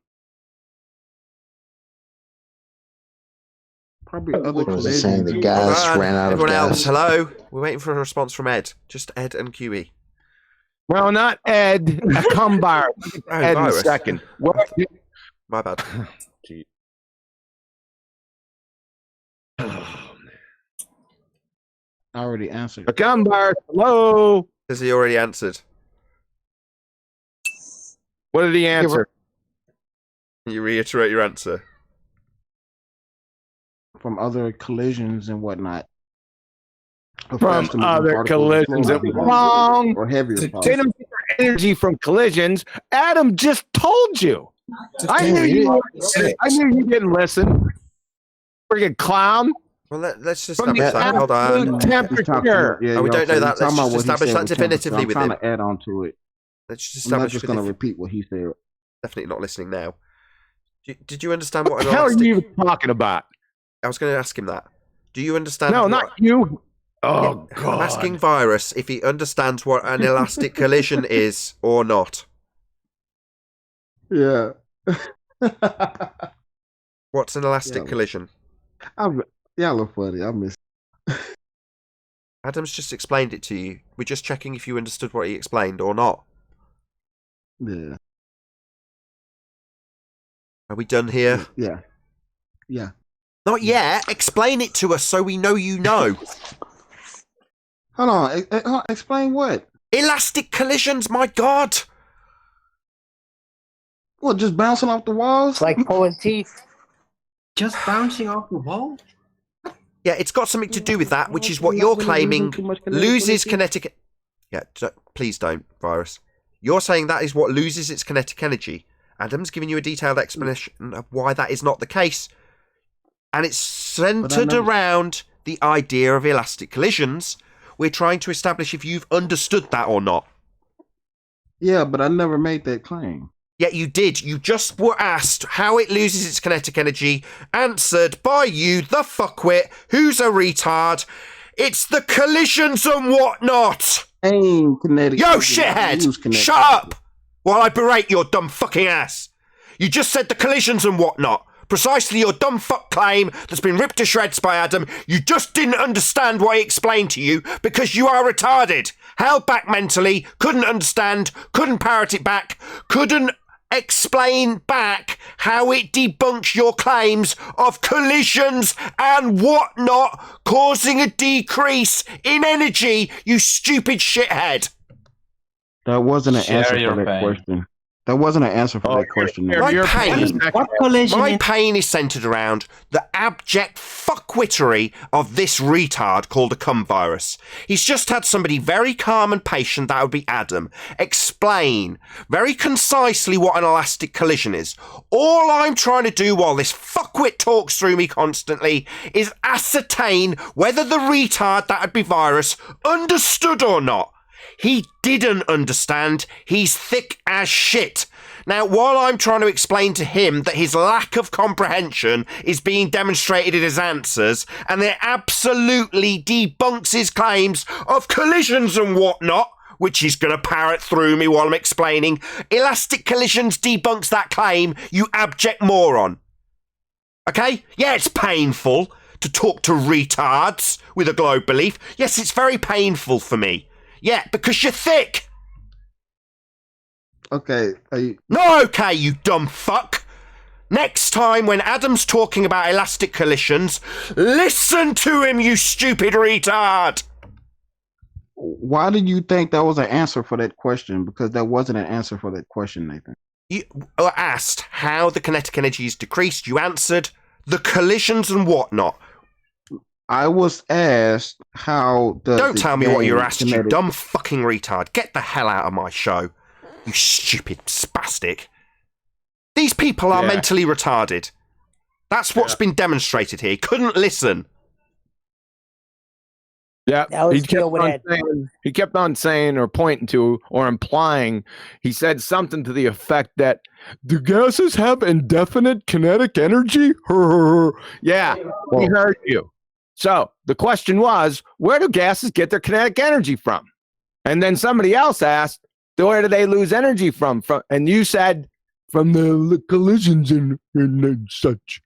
And whatnot. Yeah, debunked by Adam's explanation of elastic collisions, which he didn't listen to. Very annoying. Yeah, he didn't listen to him. Adam told him exactly what the kinetic energy of gases, where it comes from, elastic collisions, and everything. Right before I asked him, where did gases get their kinetic energy from? He couldn't answer it. So, Ed Freeze. Nathan, can you go ahead and pull up his message yesterday? Is it it's in Master? Can I just say what I was going to say before we go on? Yes, please, Brian. I'll dig out this photo while you make it. It'll be very quick. Yeah, go ahead.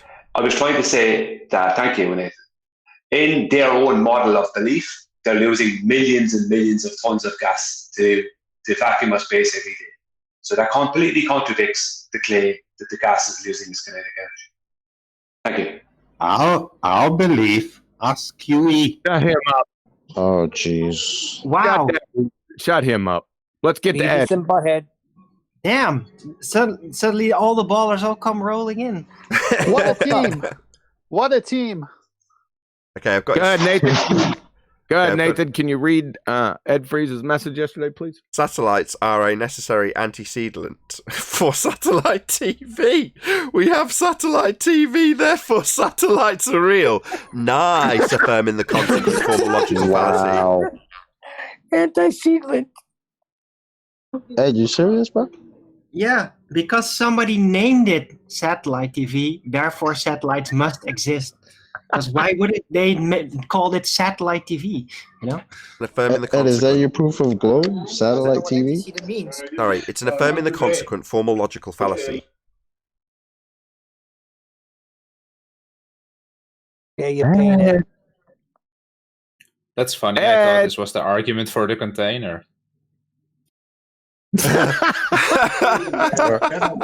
Are we gonna move right past your little satellite? The container is a necessary antecedent. Learn what antecedent means. Yeah, then it means come you've back. got to have it to have the other. So you're telling me that you can't get a satellite TV signal any other way than a satellite?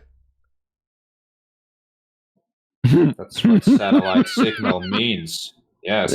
Really? So I can't... My question again, I'll just ask again. So you cannot receive a satellite TV signal from anything other than a satellite. That's the only way to receive satellite TV signals, i.e. TV stations that are called satellite stations. You can only get them via satellite, right?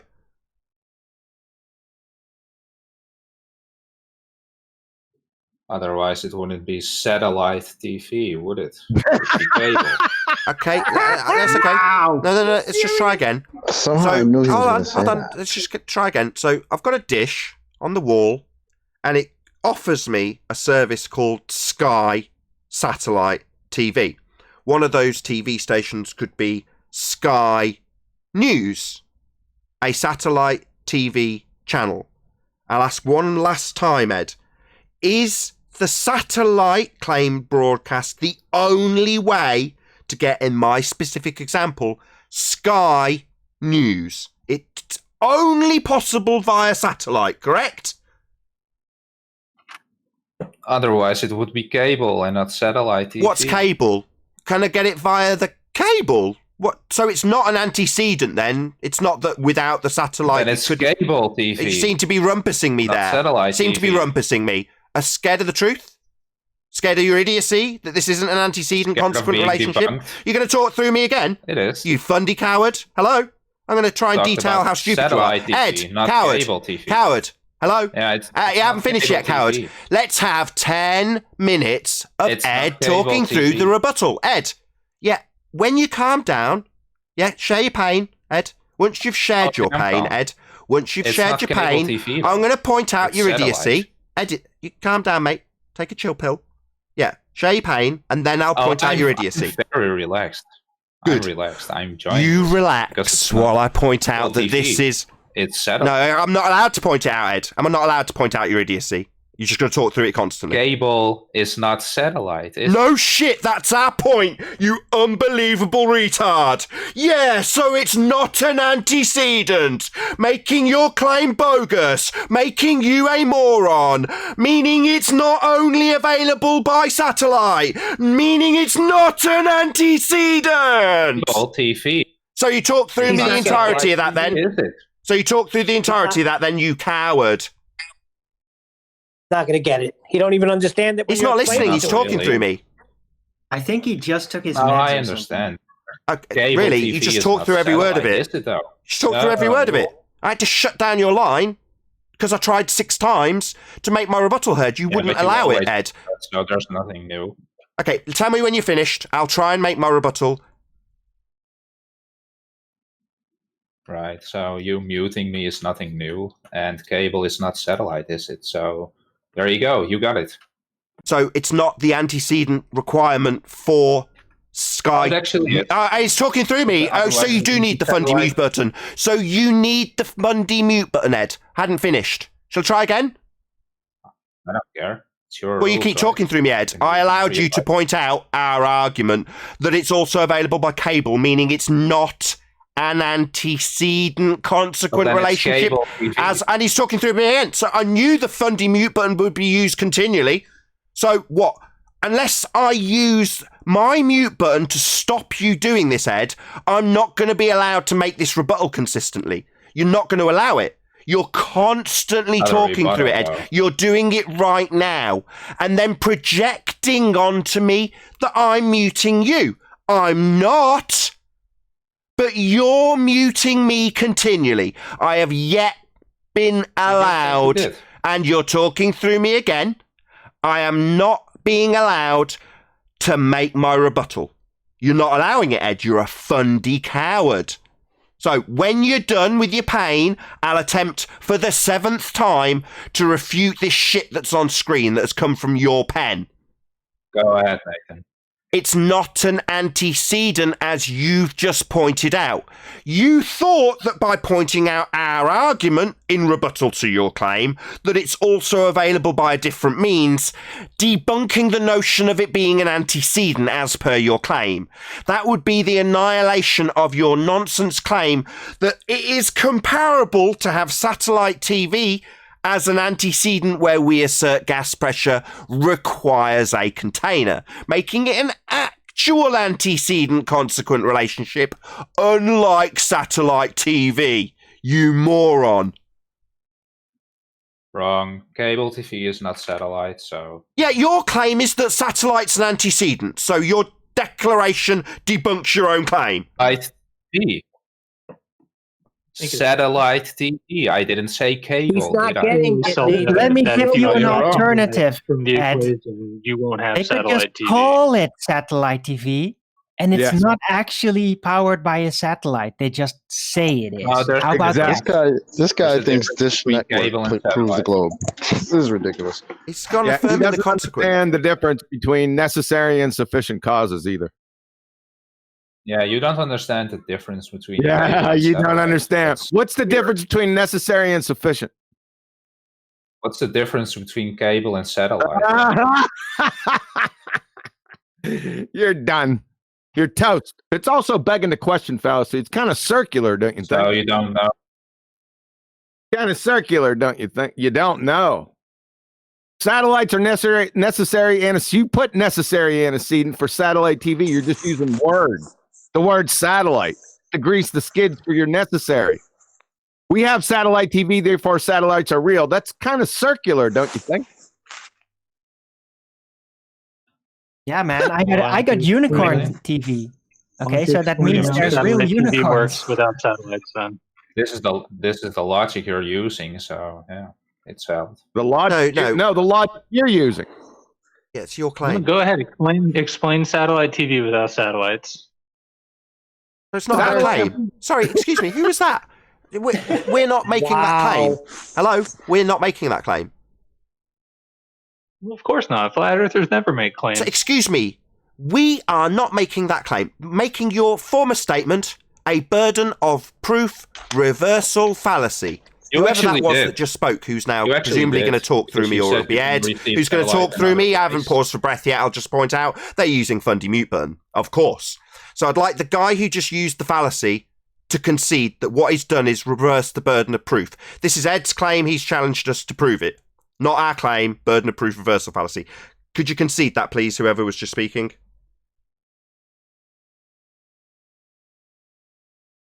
Guy who is now silent, I would like you to concede your fallacy rather than go silent. Man up. Yeah, grow a pair of balls, accept the beration you're receiving from a flat earther. You have used a fallacy. You have challenged me to prove a claim I am not making. Hello? Hello, coward, it seems. Coward globehead, who used a fallacy. Speak up.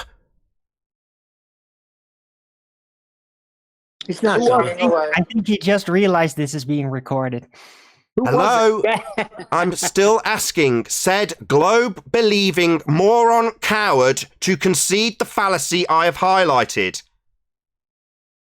Cowards. Anyone know who said it? Don't know. Sorry. Well, Nathan, it just had to come back to a violation of natural law. Started that way, and it's ending that way. So when Ed says satellites, he's talking about satellites in space, which is a violation of the second law. So we're right back to where we were with virus. Now, I've got something posted in Master B if you want to show what inviolability means. Say, virus, you fought the law, I've and closed. the law won, virus. No, virus isn't here anymore. I know, I'm just saying this. He fought the law and the law won. Now Ed's fighting the law and the law won too. You can't beat natural law. You're not going to beat it. I fought the law and the law won. Right, I've got your definition of inviolable on. Yeah, so incapable of being transgressed or dishonored, immune to attack, incapable of being tampered with, must be kept sacred, not capable of being violated or infringed, unassailable, untouchable, impossible to assail. The antonym, the opposite, would be capable of being violated. Nice try, boys. Immune to attack, incapable of being tampered with. Synonyms: impregnable, inviolable, secure, strong, unassailable, unattackable. Bye-bye, globe. Yeah, in specific reference to the second law of thermodynamics. The occupation of all available microstates. The space that they claim the gas has to fill being outer space is fake. Natural law dictates that if the sky was a vacuum, the gas we breathe would fill the space.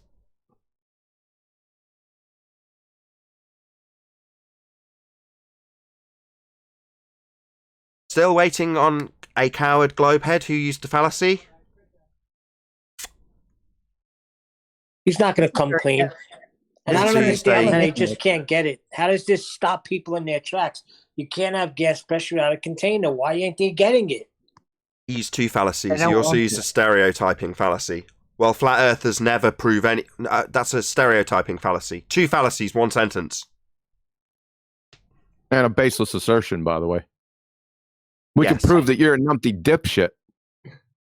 I just think it's very telling that there's just been no here you don't hear of the ballers. Suddenly they come in one by one and even overtalk one another, and then they all just drop out again and it's all silent.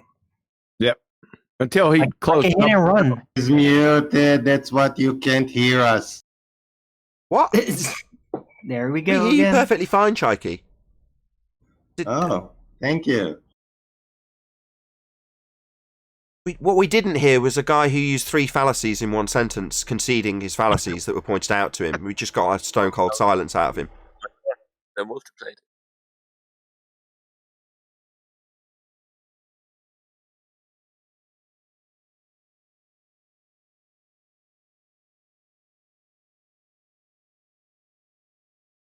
So, globe-believing moron launches his attack on flat earthers, feels justified, but in fact used 3 fallacies in one sentence.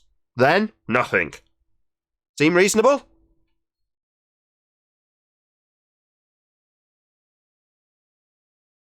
Who was the guy? Anybody? Who was the guy? Did anybody notice who it was? No, I don't know who it was, but I've never heard of him before. he was rumpusing Discord, obviously, and then Chaiki comes and says he was muted, but then we hear him, but he's not saying anything. Yeah. They want to talk through us so they can cry foul when I shut them up. Yeah? Occasionally, I'll say... Sometimes what I'll do, like I did then, is imply that I'm doing it so they can cry foul whilst talking through me constantly. And then they very quickly don't know what to do when I'm pointing out that they're fundy muting me constantly and count off the amount of times they do it. They're just projecting. That's all they're doing. Well, they want to fall back to the mute excuse. Like that has any veracity whatsoever. Lino Tomo, I seen you try to come off mute. Was that you who said that? Said those 3 fallacies? No. No. Okay. Yeah, that's not the same voice. Hey, Kiwi, that was a good pun. A mute excuse.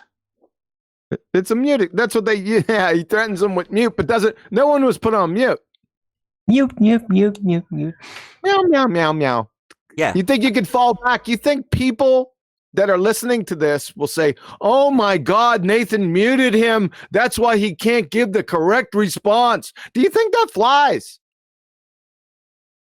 So you come on, you have diarrhea of the mouth. He threatens to mute you. You're not on mute, but then you complain you're muted. This is it. We're under a carnival tent.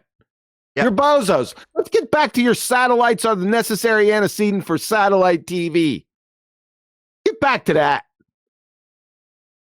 Oh my Now, God. Nathan asked you a question. Can you answer him? Ed! Mr. Ed! Wilbur? I can't remember what the last question asked was, though. Oh, you asked him about you getting your sky signal from satellites. No, we went past that. You asked him the difference between necessary and the other word? Sufficient. Sufficient. Do you know the difference between necessary and sufficient, Ed? Irrelevant. Wilbur. This is carnival. This is insanity right now. It's almost like beating a dead horse. No one's left a gap. He's off mute, waiting for a gap. Hello? Hello? Hello? Arwen. Hello? Arwen. Hello? He's waiting to actually speak. He's just not being given a gap.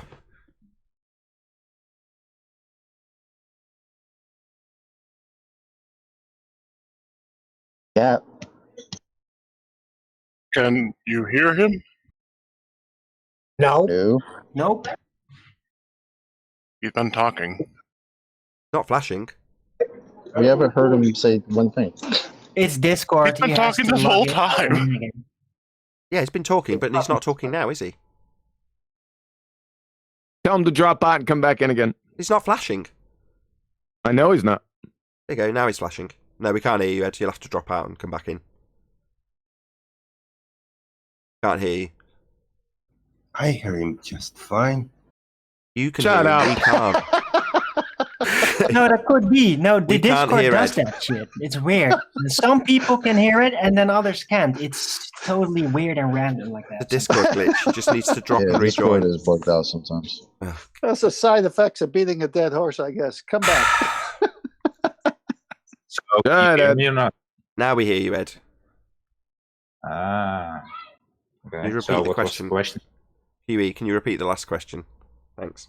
What's the difference between necessary and sufficient?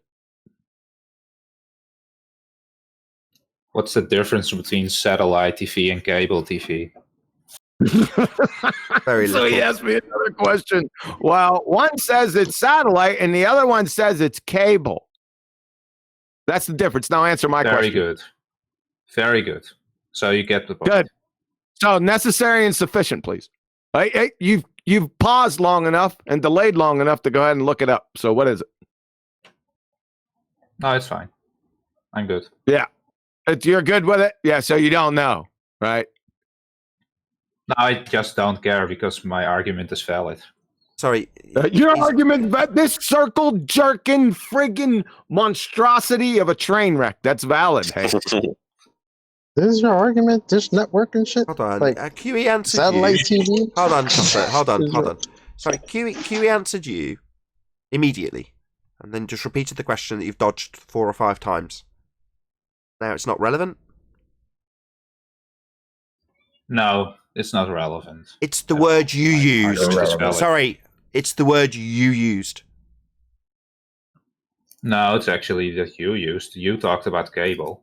That's not satellite TV, is it? So it's irrelevant. I don't give a fuck. Right, do I need to put it on screen for my audience and then call you a liar? Necessary. There's that word. Right. And necessarily So not what? relevant? Satellite TV. So not relevant. Satellite, So not relevant? satellite TV. So not relevant or the word you used? Not relevant? Satellite TV. Not relevant or the word you used?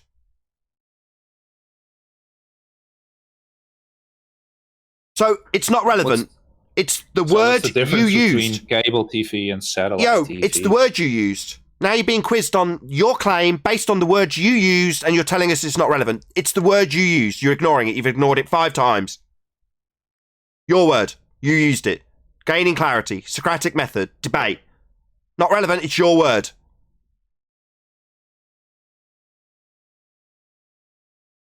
Did you put it on the screen for the audience? Yes. Hold it. Sorry, you're telling Ed, us you that the lost, word you're Ed. using isn't relevant. Yeah? Hello? Yes, relevant. No, It's your word. Your definition game is irrelevant. It's your word. We are debating your claim based on your words, and you're saying the words I use aren't relevant. The definition's not important. Therefore, that declaration means No, your any word definition you're talking game is through me. not You seem to be important. fundy muting me. I'll try again. Based on your last declaration, nothing you say has any meaning then. Because if we are to attack in any way the veracity or definition of any word you use, it's not important. Therefore, you are useless to us. Because the words you use aren't relevant, according to you. No, your definition game is irrelevant. Your definition, your words, not mine.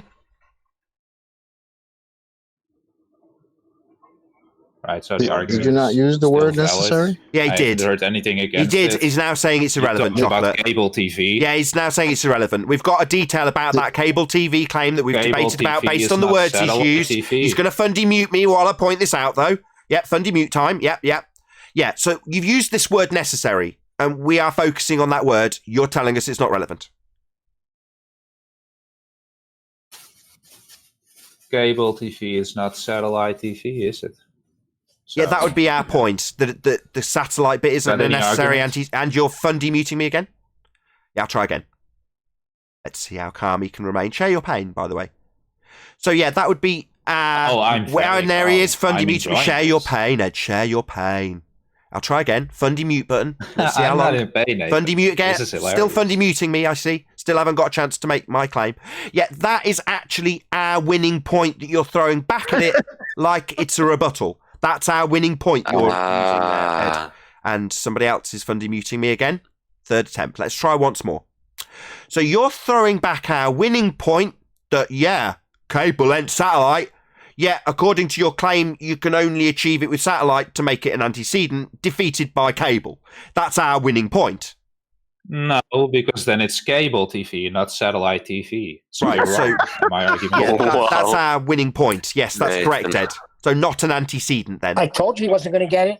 Yeah, so that's our Yes, winning because point. then it's cable Told you, you TV, don't even and understand not it. satellite TV. Yeah, that's our winning argument. That's what demolishes No. your stupid claim.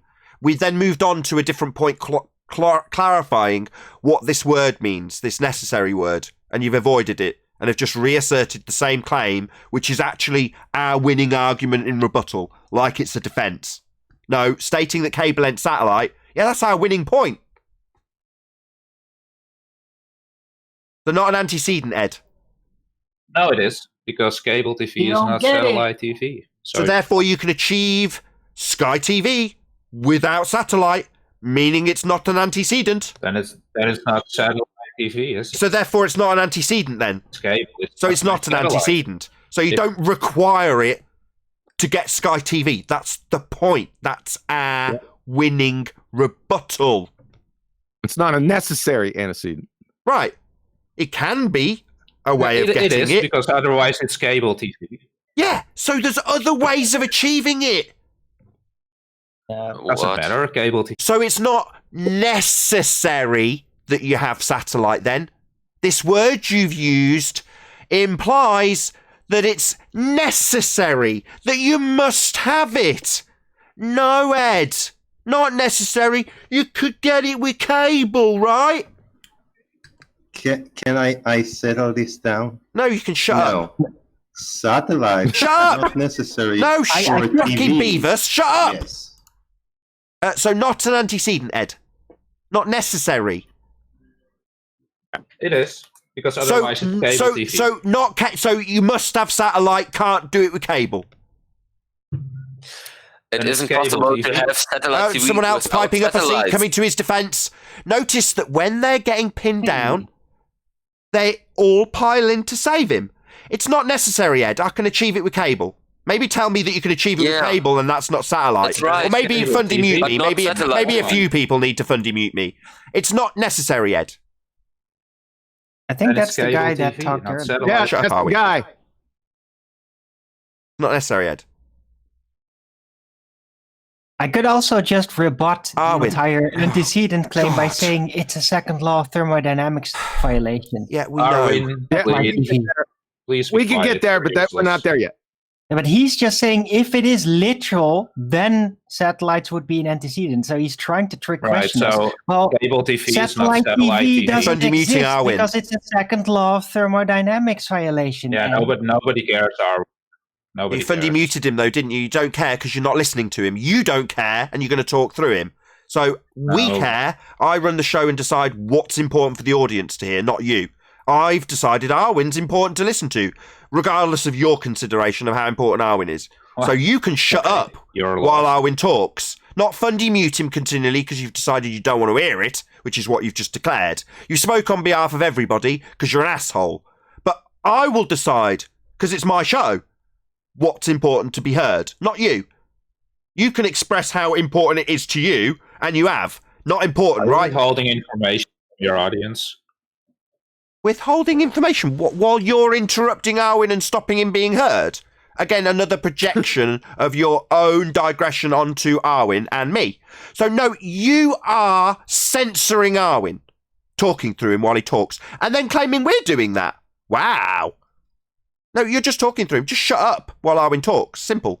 Don't Fundy mute him and censor him like you've just done. Okay, Ed? You may respond. Did he even hear Cable it? TV Or is shall I say it satellite again? TV. You're wrong. That's not what I asked. I asked you to shut up. Go ahead, Arwin. Okay, first question would be, Ed, did you hear what I said? No, he didn't. He talked through it. All right. Well, I'll say it again. I hope he doesn't interrupt again. But yeah, what he was trying to do is basically imply if satellite TV with using literal satellites was literally real, bypassing all the natural consequences and all that, then satellite being real would be an antecedent. So it's like a philosophical trick question. But It it can actually all be is. thrown out of the door. I'm not finished yet by explaining to you that satellite TV in a literal sense is a second law of thermodynamics violation because satellites can't be orbiting in space because of the second law of thermodynamics violation. So it can all be thrown out of the door. Can you stop censoring him, please, Ed? He hasn't finished. Can you just repeat your summary again, Arwin? Ed chose to censor you. Oh God! I take it he heard the first part, so I'll say the second part again when he started interrupting. That is that literal satellite TV using literal satellites, as you think, is a second law of thermodynamics violation. So whether it is an antecedent doesn't really matter anymore because the whole thing can be thrown out of the door. Because it's a second law of thermodynamics violation to assume that satellites are literally real like that. Do you understand, Ed? I understand your opinion. You're just wrong because otherwise it wouldn't be satellite TV. Well, yeah, it could be cable. Of course, you could get it that way through cable. Right, but then it's not satellite TV, is it? Yeah, so it's not an Thank antecedent then. It's not necessary that you have a satellite.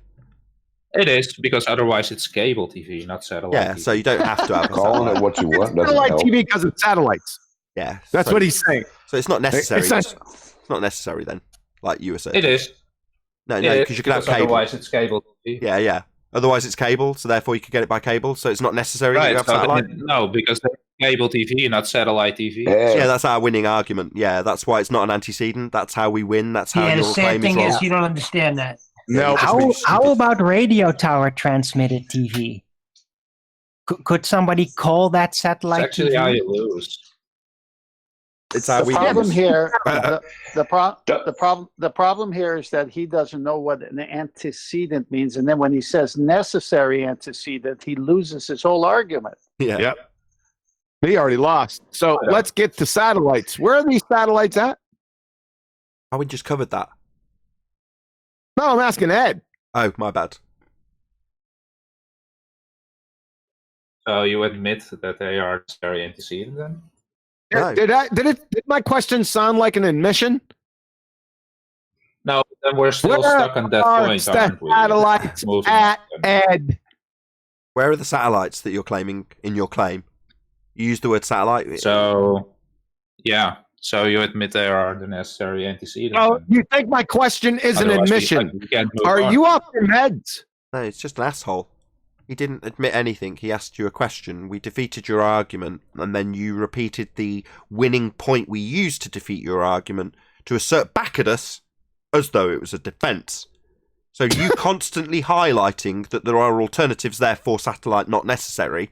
That's our winning argument that you keep rebutting us with, like it's a rebuttal. No, you just keep paraphrasing our winning argument back to us. That's not winning. It is necessary No, for again. satellite TV. So I again, Mr. Satellite TV, therefore satellites. Where are these satellites at? that's another topic. We're still stuck on the necessary antecedent No, for satellite TV. it's another topic. which is You cables. brought it up. His claim, we're quizzing him on his claim. Anything that's beyond his constant assertion that it's an antecedent when we've debunked it and he's paraphrased it back to us won't be tolerated. No further questions beyond my assertion that satellite TV, therefore satellites, that nothing else can be tolerated. Right, Ed? He's basically saying Cable is not satellite if satellites That's were our real, argument then that the defeats- necessary antecedent for it would be that satellites were real. That's basically his argument. No, he's saying cable's not satellite. That's his argument. That's where he ends. Yeah. That's his end point. Yeah, that's But the that's end. sidetrack. Thanks for proving our argument. Yes, thank you for paraphrasing back Can our I say argument. something on it? Yeah, go ahead, Brian. No, you actually don't have an argument. Thank you. Ed, Ed Satellite, doesn't this is realise your that argument. television. Ed doesn't realise that television signals are radio signals, and all television, all signal TV is radio. They actually can triangulate people and your position with radio signal. Sorry, with television signals. All television is signal. I just want to know where these satellites are. That's it. At this point, It's not going to be tolerated by him. Yeah, but that's another topic. It's not. First, you have to admit you that. said that before. they are So necessary the antecedent, place which where they these are. satellites are that you claim satellites and satellite TV, that's diverting. Yeah, it's just got a question about your claim. It's not a different subject. It's No, very you're specifically. actually going to a muting different me. topic. Fundy muting me. It's very specifically about the claim you've made. Can I throw something in here that will even mix it up even better? I have an HD antenna that gets 162 HD channels, and it's in my backyard, and it's a pole with all these rabbit ears. Okay. So if rabbit ears, then rabbits? Yeah. So if rabbit ear, necessary antecedent for my television is rabbit ears. But also cable. Therefore, you. rabbit ears necessary antecedent. Yeah, but this is satellite TV. There's YouTube TV. I didn't hear Ed replying to what I said. We got Wi-Fi TV too, by the way. Did you hear? Oh, so it's not satellite TV. Did Ed listen to what I said? Just said, so it's. Ed, did you listen to what I said? Did you listen concerning to what he just said? television signals? He just said so, not satellite I'm still TV. waiting for a rebuttal. Yeah, we gave you one. We described how it's not an antecedent, and then you kept on paraphrasing Yeah, back and I how it's not debunked an it. antecedent, and then you talked through it and Fundy muted it every time it was reiterated, like now. So if there's alternative means, it's not necessary, as you put in your comment about it being necessary. It is, It because isn't. then it's not. You can have. And you're Fundy This is muting me sad, again. Ed. Fundy muting me again. Yeah, if you can have cable, then it's not necessary to have the satellite bit. Yeah, and when we point that out, you paraphrase it back to us like it's a defence. But necessary satellite bit isn't necessary. Yeah, you could have cable, because then so it's no longer satellite necessary. TV. And there you go again. You're Fundy mute. Every time we reiterate, you asked for a rebuttal, Ed, and I'm giving it you back. It's now the fourth attempt, the second set of attempts to rebut this shit. You've obviously heard it because you can paraphrase it back to us. Yeah, not necessarily satellite, could be cable. End of the argument that it's necessary to have the satellite bit, therefore not an antecedent, Ed. That's the rebuttal. Maybe paraphrase that back to me like it's a defence for the 8th time. It isn't a defence to just say, well, if it's not satellite, it's not satellite. Yeah, therefore not necessary, not an antecedent, therefore the end of your argument. Further to that, QE's asked you where the satellites you were talking about were, but you've ignored that also and said it's not relevant, even though it's specifically about your claim.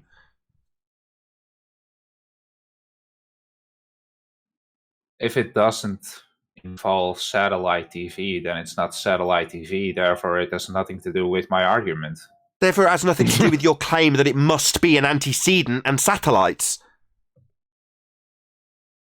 Just makes your claim wrong. Yeah, otherwise, it wouldn't be satellite. Yeah, therefore making your claim wrong that it's necessary. Yeah, that was thick as shit. Otherwise, it's not Just satellite thick. TV. There's no other words for it. At this point, At this point, what type of signal is that? Satellite signal. Signal from satellites. Yeah, What what type type of of satellite TV? The question is what type of Otherwise, signal? it's not satellite TV, is it? What type of signal is the question? Obviously, this won't be relevant because it's not directly linked to him over and over again claiming it's an antecedent when he could also have it by cable, right? But he won't answer this. He'll say it's not relevant. What's the signal type? For satellite This is TV. so dumb. Otherwise, it's But not for the satellite claim you're TV. making, yeah, Ed, for the claim we're pulling apart that you've made, yeah, for your claim, yeah, surprisingly, shockingly, we're No, you're asking not you, ripping apart. shockingly, you're going to mute me while I point out the retarded nature of asking and clarifying whether or not we're asking you, specifically you, about your claim that you have made. Yes, we are. Shocking, isn't it, Ed? Yeah, it's shocking that you don't understand that things that are not satellite TV have nothing to do with my argument. We're asking about the signal type. The signal for satellite TV. What, with an upward inflection, like it's a shock that we're asking you? Maybe a second iteration of me pointing out that it's not a shock, it's your claim, we're specifically asking you, and the upward inflection, yeah, we are asking you, it's not a shock, it's about your claim, you unbelievable mong!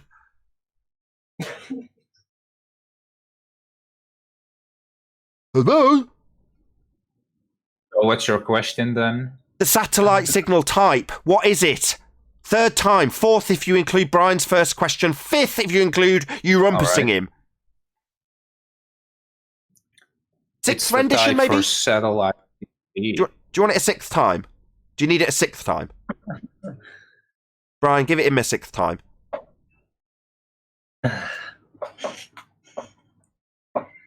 Okay, Nathan. Ed, what type of signal is satellite TV? What signal is satellite TV? The signal they use for satellite TV is drum roll. Signals I don't care. of satellite. So the signal for the satellite television is satellite television signal. Make you understand this. Everyone Very else. strange. I said it before. This is literally beating a dead horse. Just Brian, just Ed. So you don't know, Sorry. Ed. No, I don't care. That's the same as I don't know. It's irrelevant. You don't know. I don't care. It's irrelevant. Yeah, we care. That's why we asked, but you don't know, and therefore it's irrelevant. No, it is still relevant. Fine, It's then go relevant, look but it you up. don't know the answer. Irrelevant. Oh, okay, well, we don't know yet. Brian hasn't made a point. He just asked if you knew. You don't. He hasn't made a point. No, I don't care. Yeah, we know you don't care. All he was trying to ascertain was whether or not you knew what signal type it is. We've ascertained you don't. He might have a point. You're saying it's irrelevant. He hasn't made a point yet. All he's done is establish that you don't know. That's all he's done so far. The point you don't know? Yeah, what, irrelevant? Yeah, you don't know. Yeah, we know. Irrelevant. What's inside your head? Because you don't know.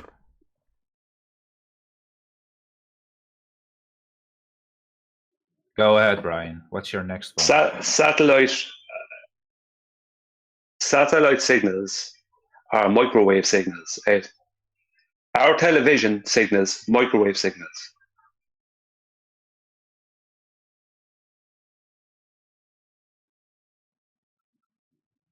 Did you have a point to make? Because it's lost on me.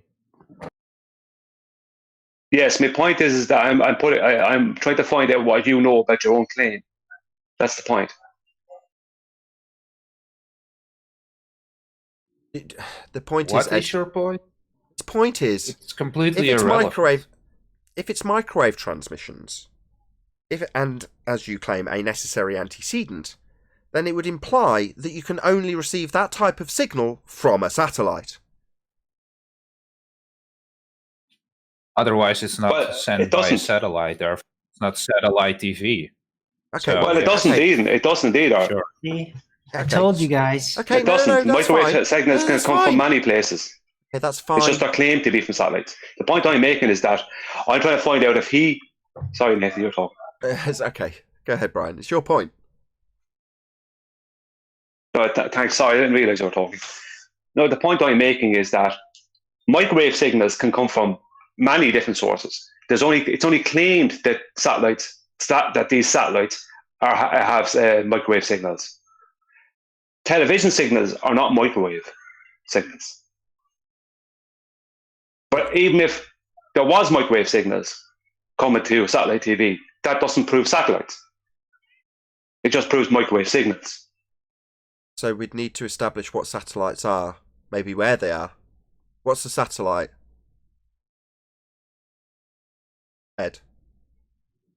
If it's not sent by a satellite, it's not satellite TV. So this is completely irrelevant. Okay, so if it's not sent by satellite, it's not satellite TV. Okay, thank you. What is a satellite? But we have satellite TV, therefore the necessary We antecedent know is your claim. satellites. Yes, we know Thank your you. claim. Thank you. We don't need it reiterating 17 times. We understand it's been on screen. The audience can see it. Thank you. We don't need it repeating. We just need to establish what a satellite is, according to you. We're trying to define terms. That's what debate is. So what's a satellite, this thing you're claiming? What is it? You tell me it's your claim. Oh, you don't know what a satellite is? No, that's why I'm asking. I mean, you tell us it's your claim.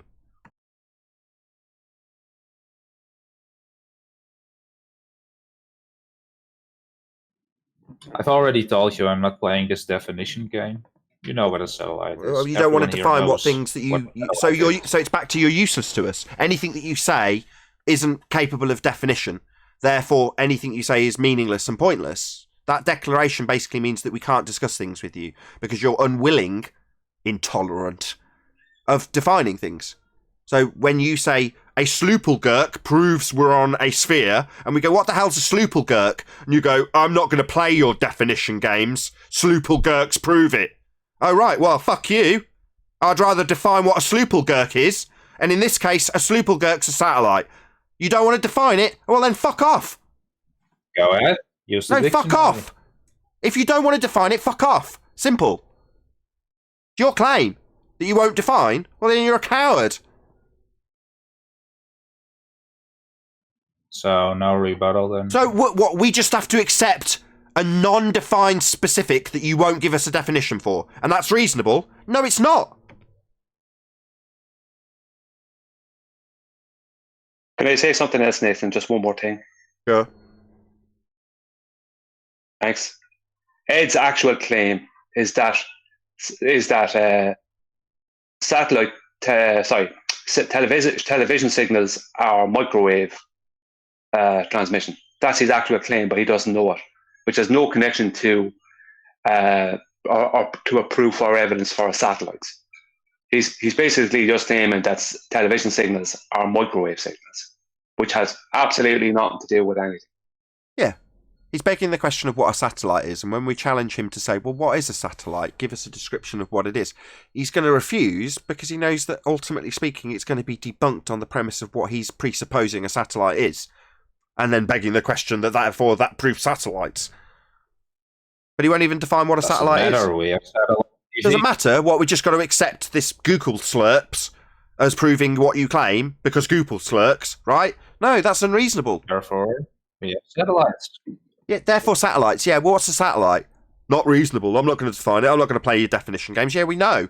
That's unreasonable. We've pointed that out. We've got a lot of rumpusing in between. You won't accept that it's unreasonable to not define things in debate. I posted it for you in the Ballbuster live stream text channel. Okay, cool. Yeah. Cool. Can anybody on the panel, can you bring it up?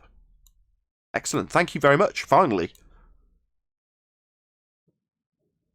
Still doesn't matter though. Well, okay, we'll find out, won't we? We'll assess that. Go ahead. Oh, we're going to. I'm hoping somebody Well, on the my- panel bring it my up because I'm RC clicking on the plane- buttons. It doesn't matter. My but he RC posted it. plane had a satellite transmitter and receiver. Oh, hold on, Does it whoever. mean We've it's just a had some satellite? success. Sorry, Albuquerque or whatever. Sorry. Can someone on the G Plus panel just go into Discord and just dig out his definition of what a satellite is so we can have a look at it? Tim Master B. Master B. Excellent. Thank you, Chocolate.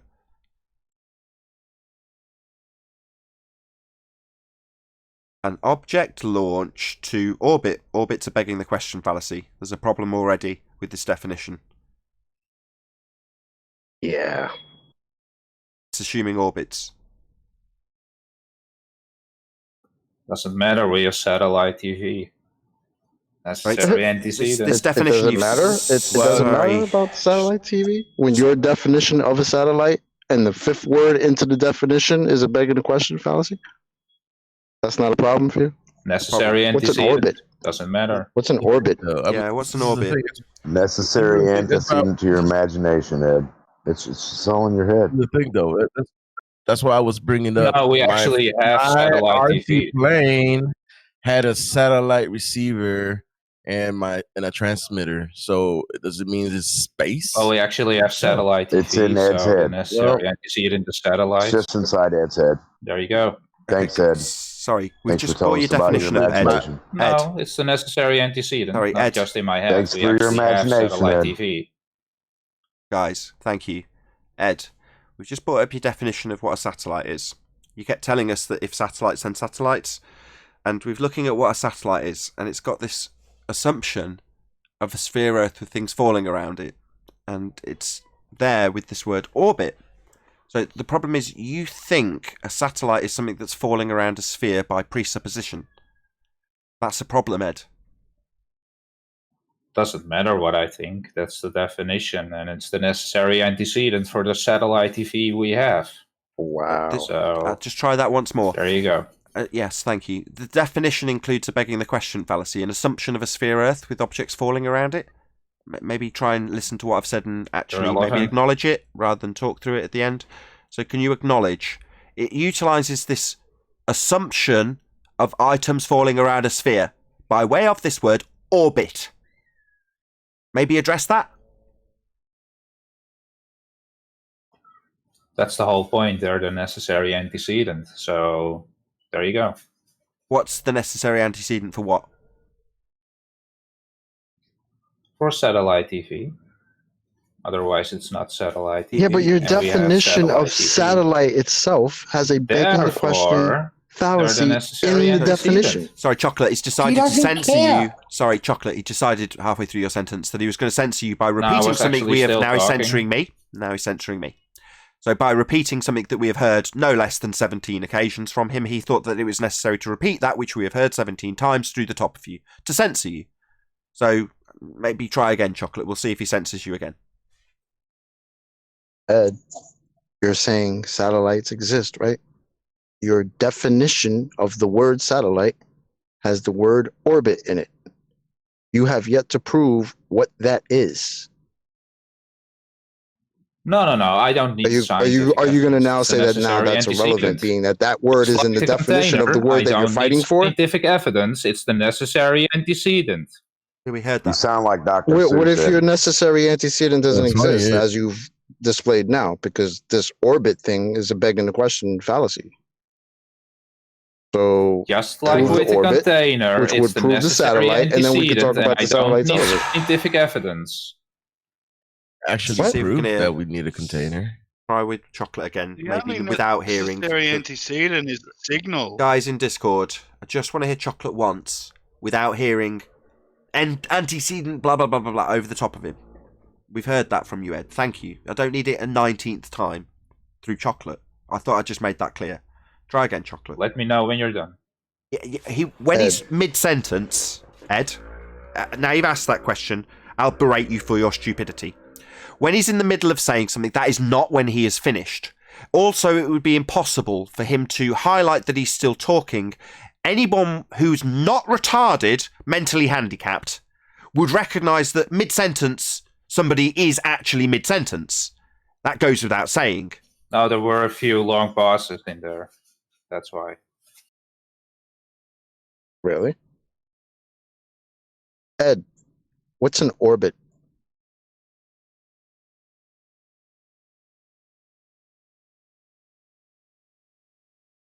Hello? Make your point. Go ahead. He asked a question. What's an orbit? I asked a question. I wasn't making a point. What's No, an you orbit? got a point to make, right? So go ahead, It's in make the your point. definition you've sent us. We asked you to define what a satellite was. In the definition that you've cited, it has the word orbit. Chocolate's asking what that is.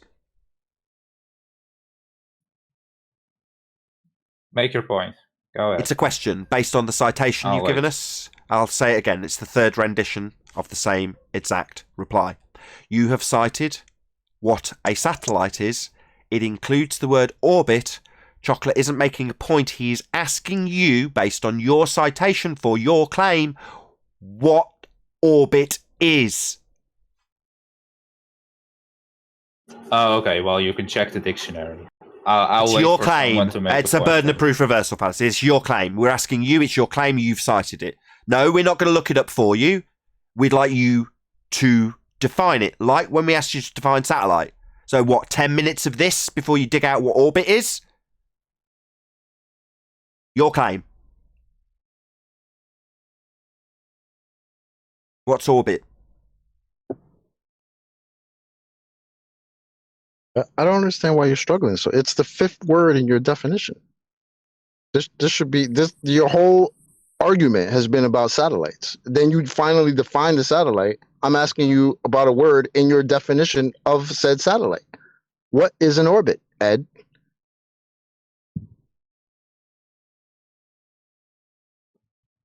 I'm still waiting for someone to make an argument.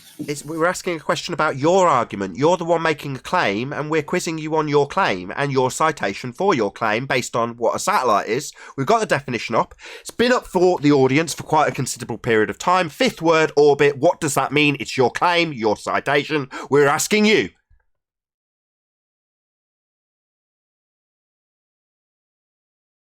You think this tactic makes you guys look good? Not at all. I'm loving it. I've kept the show going. Ed, what's an orbit, Ed? If you don't have a point to make, then can someone else? It's your try? point, it's your claim. So if you don't have a point to make, should we take this shite off screen and move on from your nonsense that you're trying to claim? It's your point. It's not us that hasn't got a point to make. My It's your argument claim. still stands. It's your claim, your point. So you don't have a point then, Ed. So should we take this off screen and move on to someone else? No, I know. So you don't have a point. My argument still stands. So you don't have a point. We're trying to ascertain what your point is, what you're claiming. Orbit, mate, what is it? Doesn't sound like you're very confident in your point, whatever it may be. You don't understand what an orbit is, do you? There's another dictionary definition for you in the text chat. You don't know what an orbit is, do you? No, there's another dictionary definition for you in the text chat. Of orbit? Of orbit? Yes, Nathan, it's of orbit. The thing you've asked me about 9 times. Yeah, it is, yeah. Is it a definition of orbit? 10 more times. Is it a definition of orbit? 9 more times, maybe. Are you that scared to look in the chat? Holy shit. I'm asking you, yes or no, given that we've asked you about 11 times what an orbit is what you're citing in the text chat a definition of orbit, yes or no? No shit, Sherlock. No shit, Sherlock.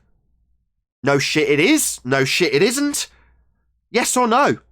Is it a definition of orbit, yes or no? Yep, it is. Give me 1 second.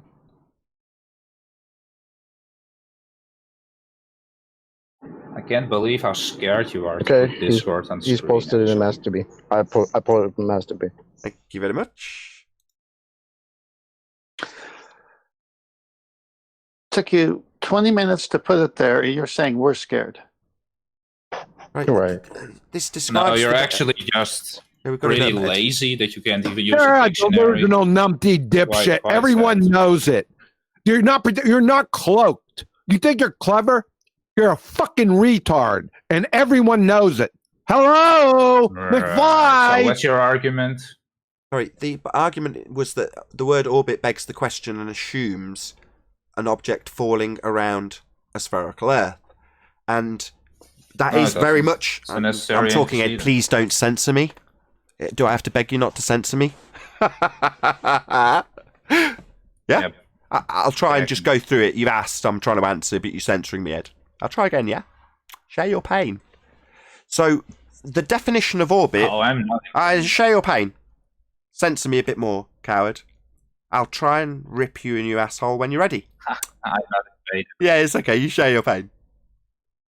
You ready? Yeah, pain. You I'm ready? not in pain, buddy. Go ahead. I'll wait till you've calmed Go down, ahead, Ed. I'm listening. I've got your definition up on screen. Oh, I'll wait. very calm. Go Yeah. ahead. Yeah. So, my objection when you had the definition of satellite up was that the word orbit, as I already explained to you, is an affirming the consequent or a begging the question fallacy when defined as such. A path described by one orbit in its revolution about another.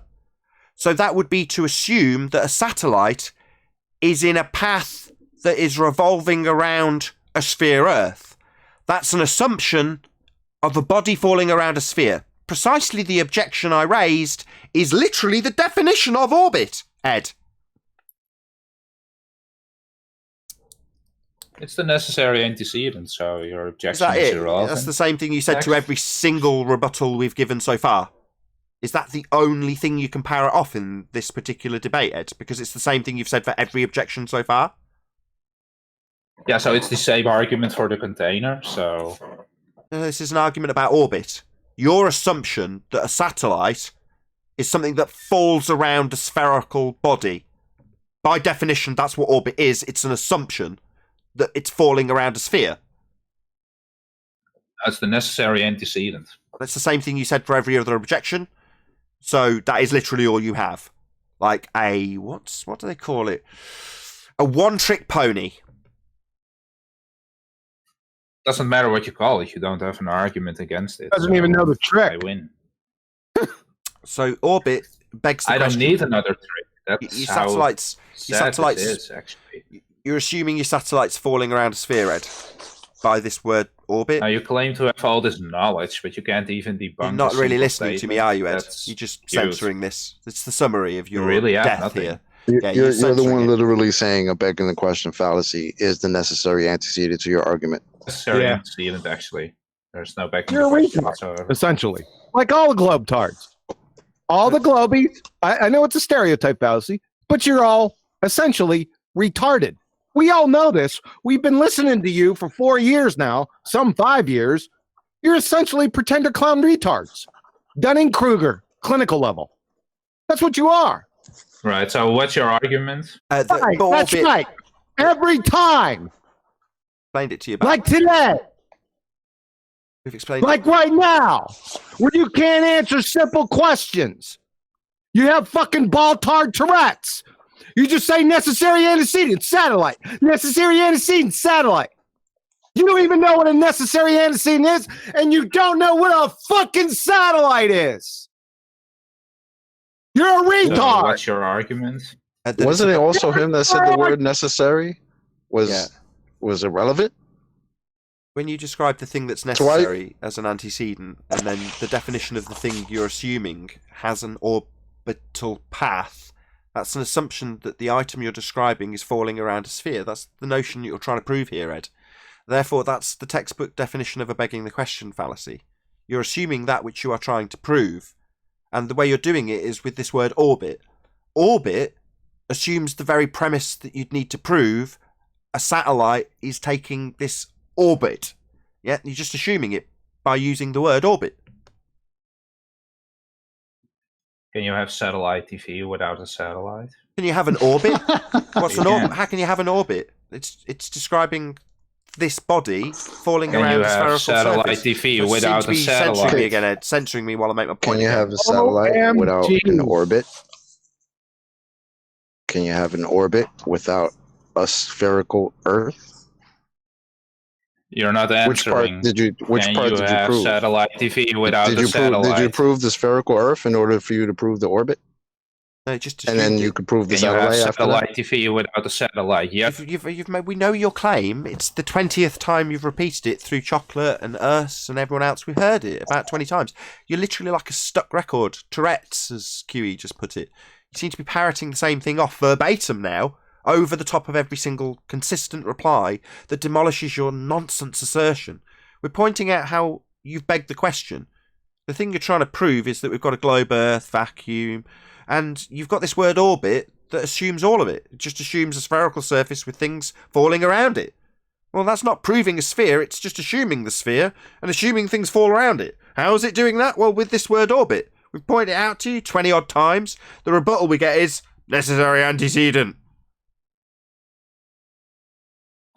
Can you have satellite TV without Your satellites? satellite is what, a hot air balloon? So It's got ball of Tourette's. He's ignoring every word we've said. We've pointed out his question about can you have satellite TV without satellites. We've ascertained what a satellite is. We've ascertained that a definition of a satellite is that it's in an orbit, and that an orbit is assuming a spherical surface with things falling around it. It's in no way proving we're on a sphere. It's merely begging the question. And the reply is to reassert his shitty claim that we've spent the last half an hour ripping to shreds with a constant barrage of 20 repetitions of the same exact claim over the top of every concise response. That's all we've got from them.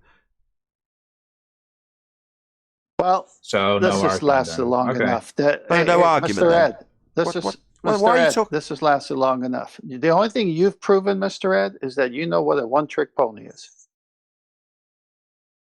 His last response was, so no reply then. Yeah, we've replied. We've taken apart the begging the question fallacy that is orbits.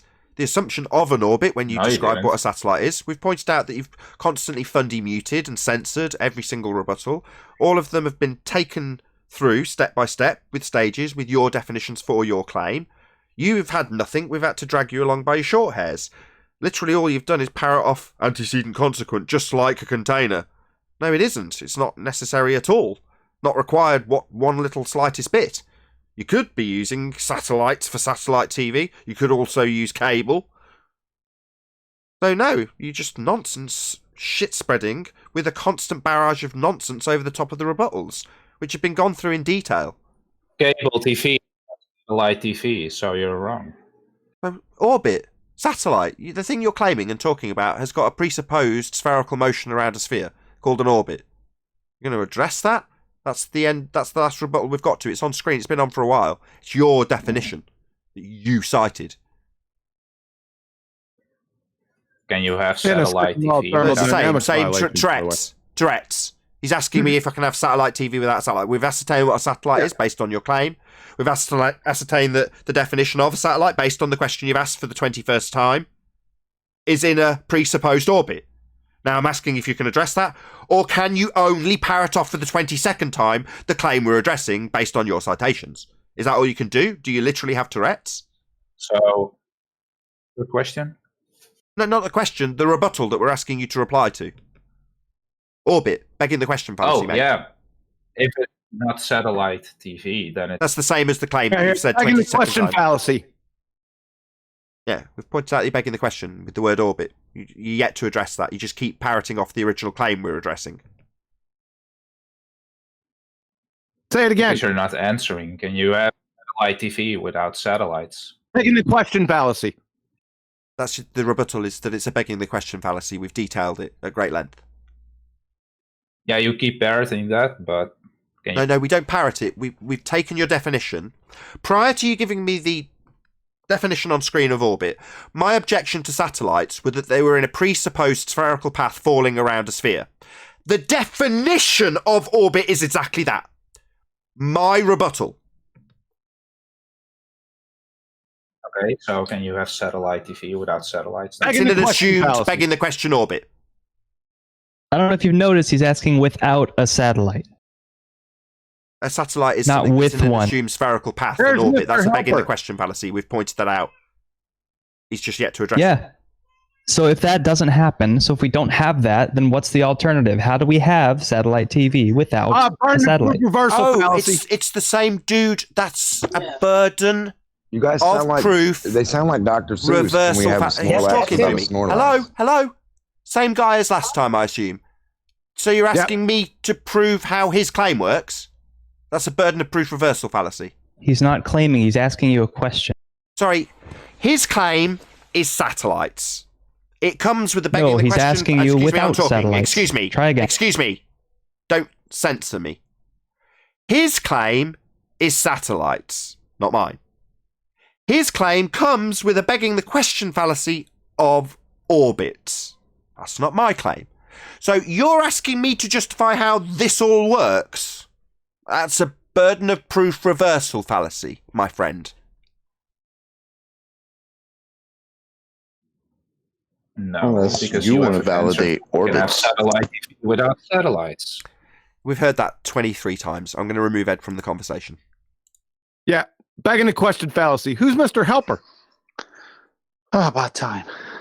Yeah, Mr. Helper, you've used the fallacy that you used last time and then ran away. Hello? One trick pony? You seem to have gone silent again. What gives? He's gone again.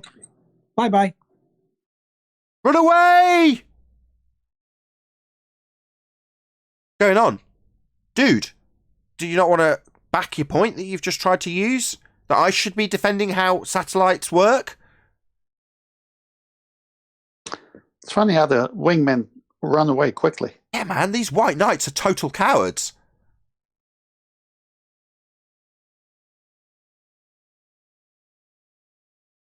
No, nothing. Nothing? Yeah, literally, that's it. So, reverse the burden of proof, have it pointed out, and then run away. Very sad. Reverse the burden of proof fallacy. If you're listening out there. Hello. Essay. We don't need to provide replacement to pummel your horse shit. Are you listening, son?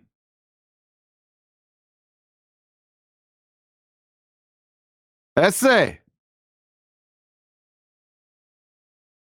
Yeah. What a coward, man. It's worth giving clarity, though, for the audience's benefit. So if somebody comes up with a just so story about how the stars work, you don't need to come up with an alternative just so story to absolutely pummel their claim and pull it to pieces. So in this instance, we've got a claim, satellites, begs the question, assumes they're in a spherical orbit around a sphere Earth that they're trying to prove. Yep, therefore making their claim void. Yeah. We don't have to then justify how satellites work. It's not our claim. I'm not claiming satellites prove anything. I've never mentioned satellites prior to this dude coming on and claiming they prove something. With a 23 repetition of satellites prove satellites. What, prove you're begging the question fallacy of orbits? That's not relevant. Well, what, should we do that for the next 4 hours? With the fundy guy with Tourette's? No, it's totally unreasonable.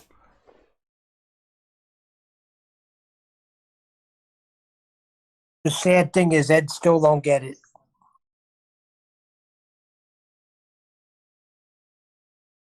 And one last call Too to the much White pain. Knight. White Knight. Hello? Didn't see who it was again. Did anybody else catch who that was? No, I jumped in there too late. He didn't follow up his second sentence. Anyone in Discord know who said that? What's going on with you people in Discord? Do I gotta go back over there to catch these dudes? Get him, Neil. Who said it? Who? Yeah, I think it was that Gongle guy. Dongle? Gongle? He's definitely gone. Yeah. Okay. Well, he'll get berated next time we see him. With that, I'm going to say, first and foremost, a huge, massive, enormous thank you to both Discord and G Plus panels for making today's after show possible. Of course, a massive thank you to all of you in either Nathan Oakley 1980 or Nathan Oakley premiering streams for hopefully smashing the super chat, liking, commenting, sharing, subscribing, and all that good stuff. Be sure to check out nathanoakley.com and the Flat Earth Debate Forum to keep up to date with the community debate. I've been Nathan Oakley, and I'll see you all in the next video.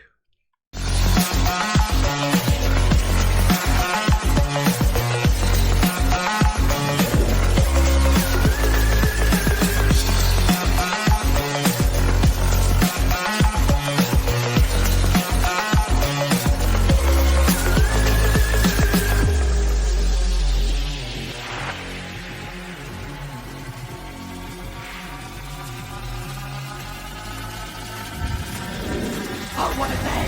What a lovely day!